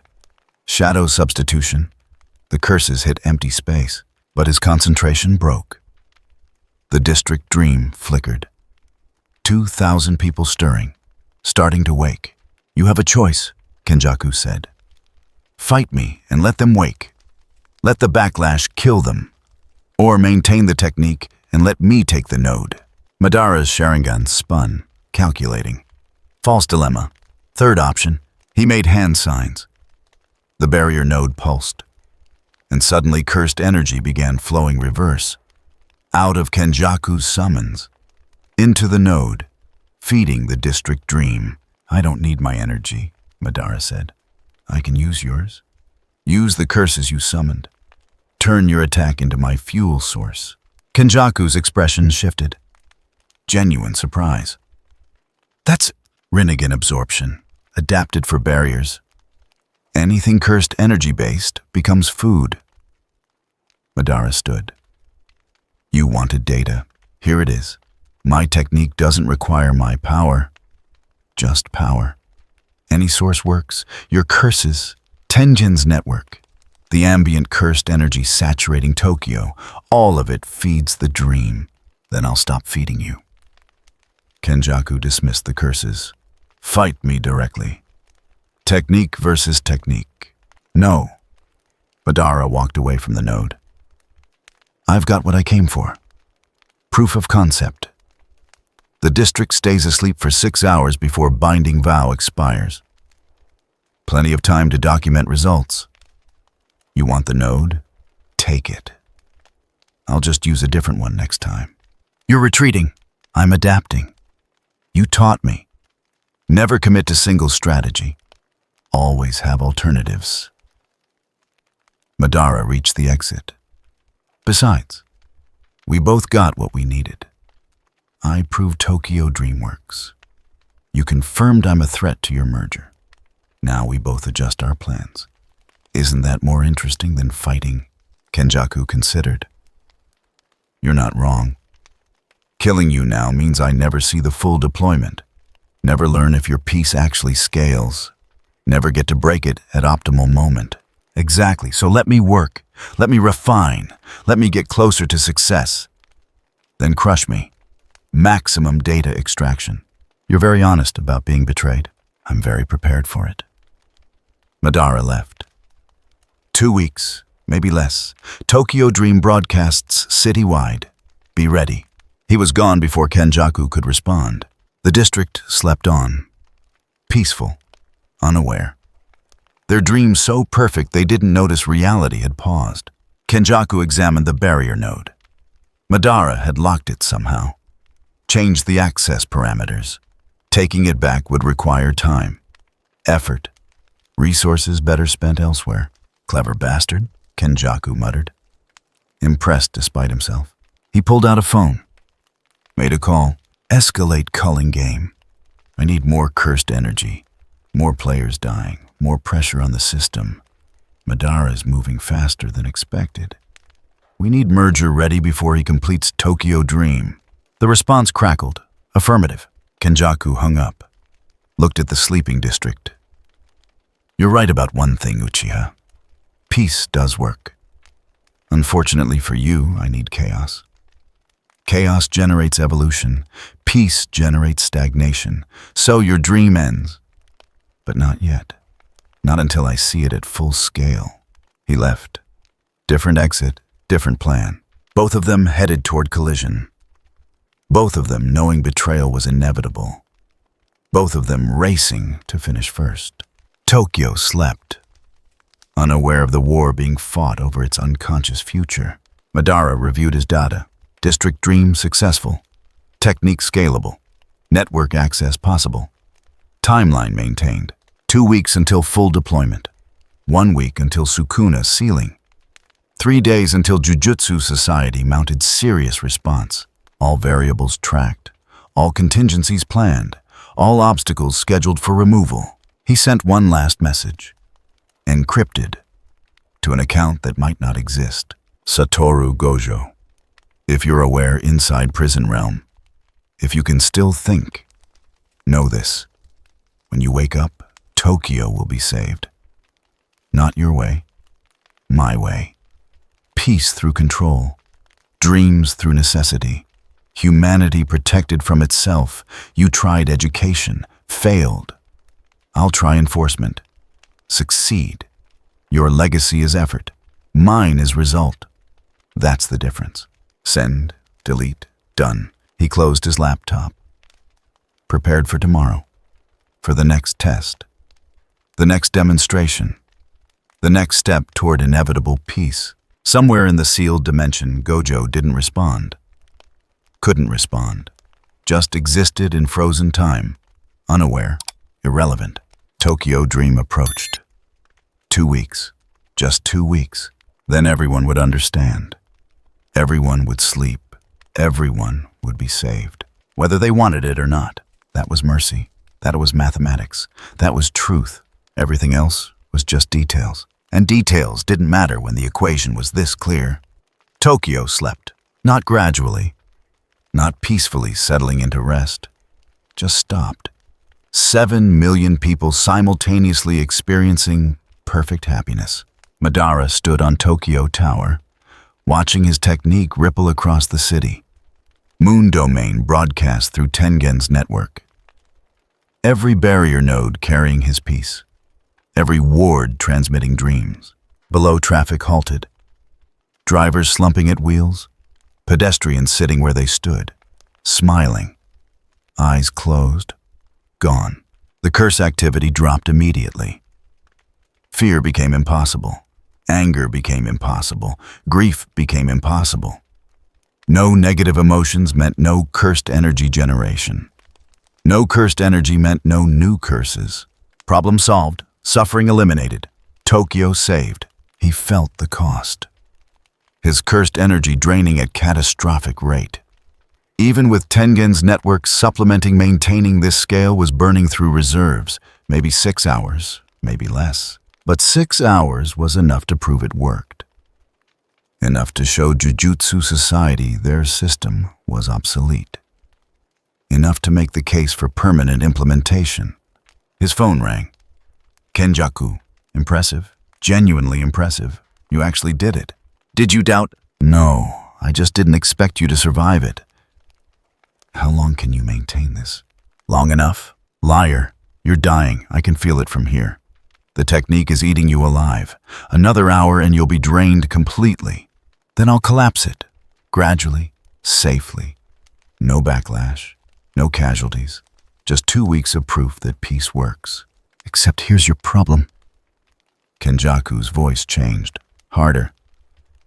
I can't let you succeed.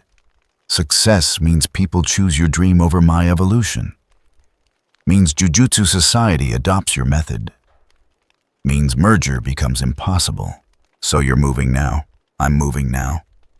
Culling game accelerates. All colonies trigger simultaneously. Massive cursed energy surge.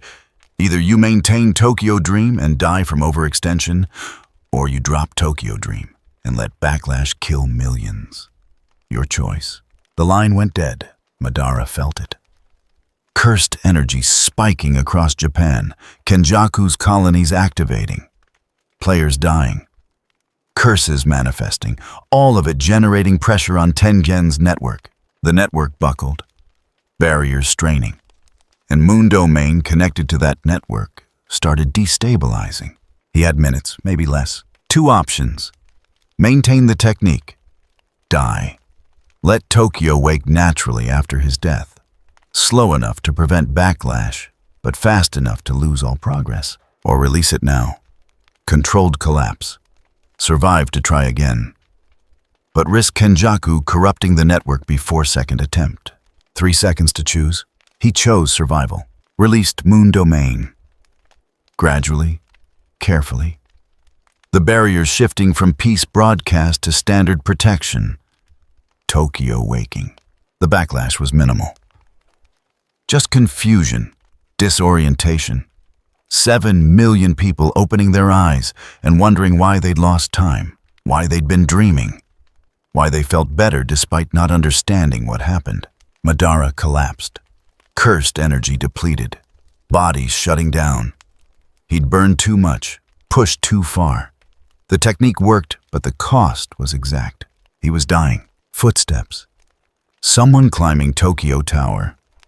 Multiple someones. Jujutsu sorcerers, led by someone whose cursed energy signature was familiar. Yuji Itadori, and behind him, others. Megumi. Maki. The students. The ones who'd refused his offer. The ones who chose suffering over peace. Yuji knelt beside him. You're bleeding. Internally.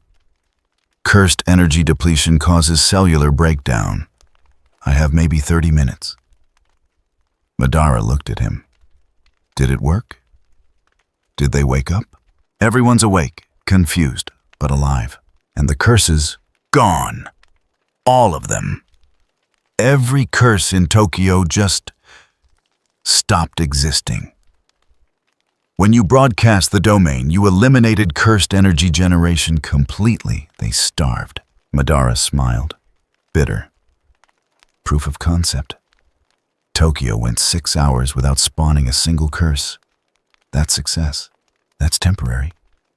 People are waking up scared, angry about what you did. That fear is already generating new cursed energy. New curses will manifest by tonight. Then deploy it again, permanently. Make my technique standard protocol. Let people sleep. Let curses starve. Let humanity rest. No.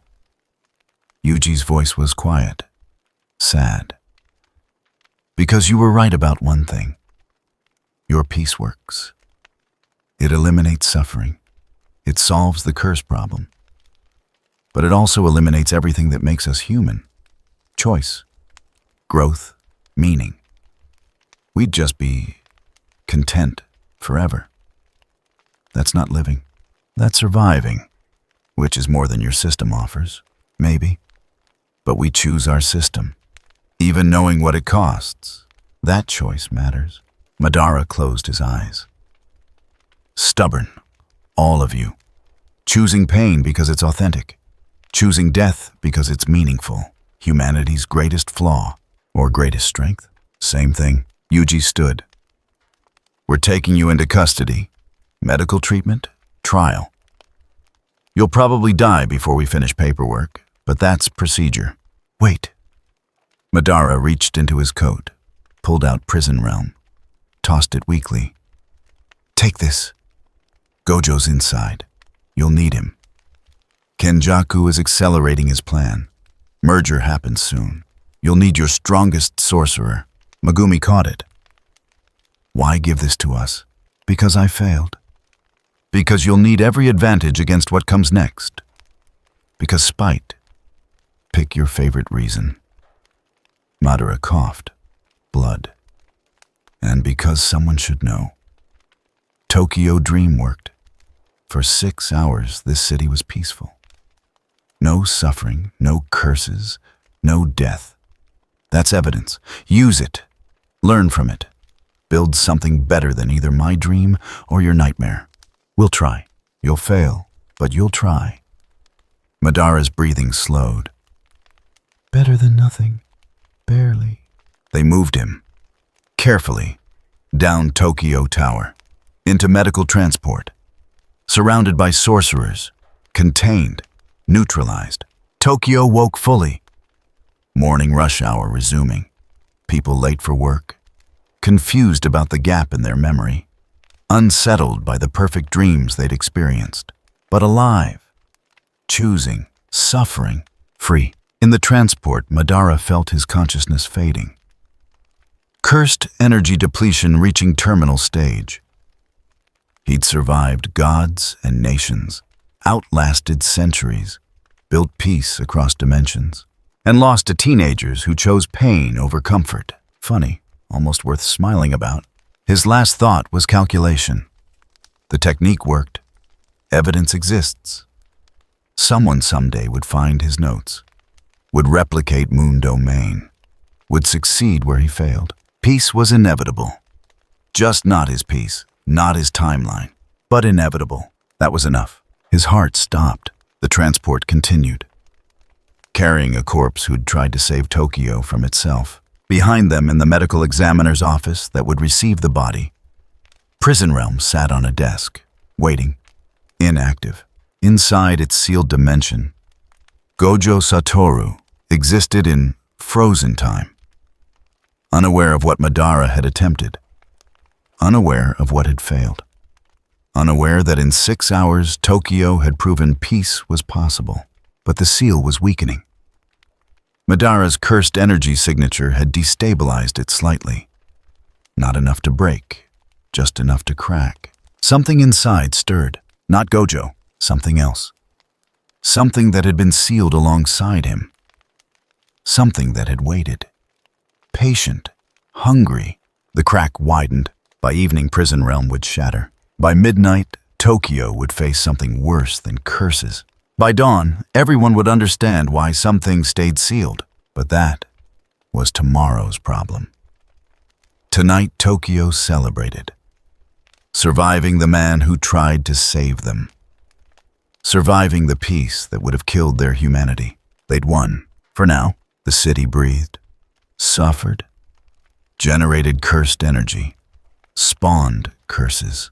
The system continued, broken, unsustainable, killing slowly instead of saving quickly. But chosen, authentic, real. 7 million people choosing their nightmare over someone else's dream. That was freedom. That was humanity. That was the price they paid for being human. Expensive price, but theirs to pay. Tokyo slept that night. Naturally, fearfully, dreaming ordinary dreams, nightmares and hopes mixed together. Authentic, messy, real. And somewhere in those dreams, 7 million people remembered 6 hours of perfect peace. Wondered what they'd lost. Wondered if the monster had been right. Wondered if choosing suffering was worth it. The answer didn't come. Just the choice. Ongoing, daily, forever. That was humanity. That was the curse. That was the cost of freedom. Expensive, but real. And that made all the difference, even if they never knew why.